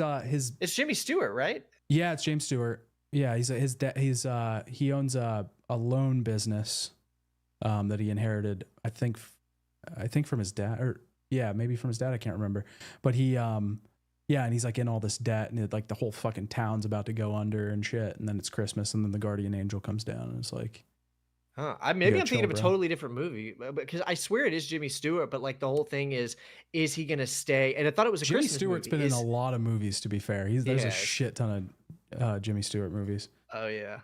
Probably one of my I don't know. favorite Okay. actors of all time. I might be thinking of a different movie then, but I remember my roommate was deathly afraid of having to be force taught that lesson because he Yeah. was like, I love my family. I do love it being here, but I don't want this to be my life. And I don't want to have this thing where right before I'm about to get the hell out of here, he just had this deep fear of it. And I always thought it was really funny. And maybe that's a sign that he should listen to the message. Well, that was his fear is he's like, I don't want that to be the lesson. Because that's something I've always hated. I've always hated that people get really upset about the place that they come from. Why is that? It's because it's for the reason you're saying. Like I've grown up in a lot of small towns, and I moved around a lot as a kid. So you always see these people that are like, this place fucking sucks, man. This place is the fucking worst. And usually the place isn't that bad. You know what I mean? Like, Have you ever been to South Mississippi? No, but I've lived in some pretty shitty places. Like what I'm saying is there's always a redeemable thing. Yeah. To some places, you know what I mean? And it's not about, the thing is like usually that if you move grass is always greener. Yeah, if you move away, because I've also done the same thing. I've moved away and most of my problems didn't disappear. Most of the problems I found were not with the place I was living, they were with me. You know what I mean? Yeah, I've heard that. I've heard that your problems like follow you and stuff Maybe like if that. you live in like Detroit and you want to move out because like you're getting shot at, that's fair. You know, I mean, our hometown did have a very high crime rate. But usually it's like, I don't know. Most of the time I hear that is like, yeah, well, I don't know what his problems were. Yeah. He had a lot going on, but I know the problems that I have with living down south would assuredly be solved because they come down to, I want to wear jackets more. Yeah, that's fair. Obviously that's not what I'm talking about. Yeah, I know what you're talking about. Obviously that's not. I'm saying you meet these people that are like, you know, like they're like get out of this town. They're doing drugs and they're like fucking around with the wrong people and getting shit trying to get a stolen fresh from them. start. And they're like, oh, this place fucking sucks, man. And it's like, no, it's you suck actually. Yeah, you know, that's what sucks. I think you're onto something about that. And yeah, I feel like people just always put this kind of thing because like when I grew up in really rural, really shitty places from when I was young, and I wanted the same thing too. I was like, I gotta move. I'm bigger than this, you know. I'm bigger than this small town, you know, that kind of bullshit. And then you move out, and you're like, this small town was actually fine. It wasn't a big deal. And then, but I've also like every time you step up and get to like a bigger city or a bigger city or a bigger city, it's the same fucking thing. It doesn't matter if you live in a place with. It's all the same. There's people in New York City that are like, I gotta get the fuck out, man. I gotta get the fuck out of this place. I gotta go somewhere better. You know what I mean? It's like, and then there's people at the other end that are in 10,000 population towns, 500 population towns. They're like, I gotta get the fuck out. I gotta go somewhere better. It's all the same. Yeah, I mean, yeah, I actually agree with you on all of that. Like, it's you're not gonna like find the utopia town. No, yeah, and then there's the other end of that, like Origami's saying, like the creative artist, struggling artist thing that's like, I live in rural Kansas. I can't do this. I was made for New York City. I was made for the big lights. You know, that whole thing. That's bullshit too. Yeah, but you're not gonna find it. No. I mean, maybe if you move to like Norway, you might find something there. Yeah, maybe something actually different. You should move to Kenya. Because Jared said he moved to Japan and it was all of that for him. So maybe he figured it out. I think, and again, I'm generalizing. We've been doing, maybe we should call this episode generalizing. We've been doing a lot of generalizing. Yeah, we're so back. Generalization episode. Generalization episode. We just had to get it out of our system. It's been 2 weeks. Yeah, look, every fucking Friday we're talking about some news or something. We just wanted to hang out. Okay, look, here's your news. The Concord studio shut down. We're all in shock. We can't believe it. It was terrible. No, Evan was on the podcast weeks ago advocating and hoping and praying for Concord 2, but he's not going to get it, unfortunately. You know, he's not going to get it. Yeah. To all of our, I couldn't believe it. When I saw the Concord studio was shut down, I was like, what? But that. Wait, yeah, you did that. I did this. I was like, what? That's what I did. Yeah, we couldn't believe that the studio that made Concord was shut down. Insane. Yeah. Would have never seen it coming. Totally blind. But anyways, yeah, there's your fucking news. We talk about news every week. There it is. No, Veilguard sucks, but it's actually doing pretty well. Good for them. It is, surprisingly. It started out with mixed on Steam. Now it has mostly positive. So maybe it is good. Who knows? Good for them. They managed to pull it out of the bag. No, we wanted a chill episode. We wanted to come back, chill, relax, bullshit, and we did that. We succeeded in our goal. Can I talk about the sale now? Oh yeah. Okay, so if you guys, can talk about in the despairing news that the Concord studio shut down because nobody wanted to fucking play it, and with the new Dragon Age game came out. For those watching, if those games aren't for you, a little bit of news is that if you head over to GOG.com right now, the original Fear game Platinum, which I believe comes with the expansion packs, is $1, and Fear is one of the best games ever made. So instead of playing the Veilguard for $80, you can go play Fear, which I'm going to do a video on pretty soon. It's $1, Fear and its expansion packs on GOG. And also, Deus Ex Human Revolution Director's Cut is $3. Also, one of the best games ever made. $3 for a way better game than Dragon Age the Veilguard is. I can pretty much guarantee that. And the Batman Arkham games are all less than $5 right now. So if you're a Batman fan and you haven't played the Arkham games or you've been meaning to play them on PC, GOG, you've got Batman Arkham games for less than $5. You've got Deus Ex Human Revolution for $3, and you've got Fear for $1. So go play that. That was Evan's Sales Corner. We're gonna have that. That's a new segment. We've been Evan's Sales Corner. Welcome back to Evan's Sales Corner. He's gonna tell you what games are on sale. No, this is not a sponsored episode. Deus Ex for $3 is pretty crazy. Yeah, Deus Ex for $3 for $1 is crazy. That's $10 normally. I mean, Deus Ex is probably one of the best games ever made. So I agree with that. For $3. I replayed the entire thing, DLCs and everything during COVID. Not for content. I just did it. It was like my 4th time playing that game. Yeah. That is one of my favorite games of all time. I haven't played it since I did the videos on it, but I should go back and play it again. It was pretty great. It's one of those games, you know, sometimes you play a game and you really love it. And then like a few years later, you think about replaying it and you're like, that just seems like a lot right now. Deus Ex does not have that. It feels like I could boot that up in 2 seconds and be in. Like I'm going. I'm there. I'm boom. There's nothing like between me and that game right now. There's no guard. There's no barricade. I remember when I did replay that, it re-cemented to me that Mankind Divided actually just isn't as good. And we don't have to get into it, but I replayed all of Human Revolution and I was like, dude, I can't wait to get into Mankind Divided. And then I played half of it and I stopped. I was like, okay, I'm not actually having that much fun with this one. Yeah. That was when I was really into Reshade. You ever play with Reshade before? Oh, a little bit. Yeah. Yeah, so what I was doing was because it was COVID and we weren't leaving the house and I had nothing to do. I was playing a bunch of old games and I was seeing how good I could make them look. And then it kept progressing till I was like, okay, how absurd can I make this look? But not in a bad way. I was like, I want lens flares. I want like bloom. I want all this. This is about to look like a fucking movie, right? So that was that's what I was doing with Deus Ex Human Revolution. I was like the entire time I was playing it, I was like tweaking it and modding it. And I was like, I want to make this look as good as I can. Yeah. It was fun. It was a great time. Origami says you're the epitome of changing seasons in Florida. You're wearing a t-shirt. Yeah, it's freezing up here. I mean, it's not really freezing, but it's getting cold. I wouldn't call it changing seasons. I'd call it 85% hot. It's just hot. Yeah. And it Yeah. sucks, dude, because my favorite outfits are all layered. Like that's what you can't do that in Florida. You're gonna die. So Yeah. you have to wear like a t-shirt is the most you can really afford, or like I wear hoodies because I cut the sleeves off of them. It's so fucking hot. Like I got to get out of here somewhere where it's cold so I can actually wear some layered outfits. My girlfriend feels the same. We do not like the things that we can sub comfortably wear in Florida. That sucks too, because that's like a huge douchebag look. That It does. sucks to have to look Yeah, like that. sleeveless hoodie. It is. I dude, look, it gets worse because it's sleeveless hoodie and then it's squat shorts.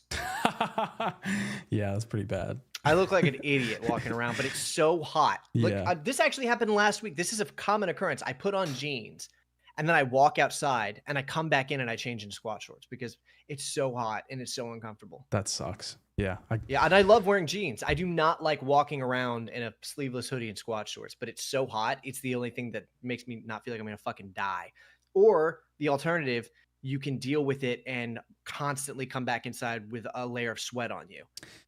See, I do like layered clothes. I like hoodies. I like jackets. I like all that. Sweaters. Love sweaters. But I hate pants. For some reason, like pants. I do not. You're a shorts guy? Love shorts. If I could wear shorts every day of the year, I would. But I also have to be able to wear a hoodie. You know? Right, what's the appropriate shorts length? 5.5. I think it is. Above the knee, right? Oh, far above the knee, fella. Yeah, I bet to say you and that's why you can't skip legs. No, yeah. Well, I do Yeah, skip, but I'm genetically gifted when it comes to legs. Yeah. I have big legs now, but I didn't used to. But I don't skip legs, and I don't skip legs because I got to wear shorts all the fucking time. So No, I have to make sure I keep those tree trunks. I love shorts. going. If I could walk around in my underwear, I would, but that's not No, I appropriate. actually I love jeans. I love the jeans look. Society says I can't. Yeah, I mean, optimally, I would just dress like a monk, like an ancient monk. That'd be if I could fun. do that. I'd wear a suit of armor, actually. How about I would cross that? I'd do like an arm, like a monk robe with like armor on top of it. So like a breastplate and then like shoulder pads. We're just talking about like what we would wear if we wanted to be cool. Actually, I'd wear a tech armor suit, mech battle suit. Yeah, actually, with you guns. you ever seen Tron? Yeah. Actually, I'd be Tron. I would just dress like Daft Punk. I would just wear a fucking tuxedo and one of the Daft Punk. Yeah, hell yeah. All right. So what? So you have a video out right now. Oh yeah, and all 30 of you watching should leave this channel and immediately go to my channel to listen to me talk about 11 Star Wars games that were canceled that we didn't get, even though we should have, because one of them was done actually. It was their beta. Yeah. Evan's new video is out now. 11 canceled Star Wars games. Go check that out. Absolutely. I have a video. What about you? You got something coming out? Yeah, I have a video coming out on Sunday. It's out now on Patreon if you want to go over there and give me some cash. Give me some of your hard-earned cash. It's just 2 days early though, so if you don't want to, no biggie. Just wait till Sunday. It'll be up on YouTube. It's Death Stranding. More. Oh, that's probably pretty short. Probably don't have too much to say about on that. No, one. It was a quick one. I was kind of like, why do I even? What's there to say? This game sucks. It's a walking simulator. 8 minutes, 13 minutes long. How long is it? 6 minutes and 22 seconds. Okay. Well, well, you guys could probably clip that one pretty quick on Sunday. Yeah. No, it's it's Death Stranding more than just a walking simulator. Try to go pretty deep into the story and the themes, but also kind of the mechanics and what Kojima was trying to do with the game on a mechanical level. So it was pretty fun. I liked making that video. I like playing Death Stranding again. The game's so fucking good. It's just how many times have you played it not counting for content? So not counting content playthroughs, just for fun. How many times had you played it? 3 or 4, I want to say. I played it 2.5. The first time doesn't really count because I didn't get to the final ending, but I played up to the very end. Then I actually played through a second time and beat it later, and then I played it through another about halfway through point. Yeah, I played it through on release day. I actually remember taking off work to play it because I was so excited, and then beat it. And then I played it again like a couple months later because I just couldn't stop thinking about it. And then I played it when the director's cut came out. Yeah, so I guess it was 3, and then I played it again for this video. But that was the first time I'd played it since the director's cut came out. Yeah, it's a good game. It's great. It's really fun. I think fighting creepy, gooey Lovecraftian entities with blood bombs is really cool. Yeah, it's cool, and it's another game that I think is another casualty of the meme machine of society and not being able to take anything seriously and not being able to have a serious conversation about anything. It's just, well, it's a walking simulator. It's boring. It's dumb. Oh, you play a postman? What? That kind of shit. But it is a good game that can be taken super seriously. So yeah, go check that out. Yeah, we're pro Jima here. Pro Jima always. We need a sign for Pro Jima. We need like some sort of hand symbol. I'm sure he does something. Yeah, we'll dig in the archives. We'll check it out. We'll release like a post. We'll release a shirt that just says Pro Jima on it. Yeah, just black shirt. It says Pro Jima. Pro Jima. Pro-Jima. So go check that out. Go check Evan's video out. Go watch my video out. Just because the show's ending doesn't mean you don't have to stop listening to us yap. There's hundreds of hours of content listening to us yap, because we're getting to know you. You're getting to know us. We're more than just we're forming a parasocial relationship right now. More than just a parasocial relationship. We're developing a real relationship. You actually know us, and we're actually your friends. This is bad for your mental health, and that's why you should continue to pursue it. Yeah, because all good things are a little bad deep down. Next week we'll be back Friday, 7 p.m. Eastern Standard Time with a guest, a new guest. Who could it be?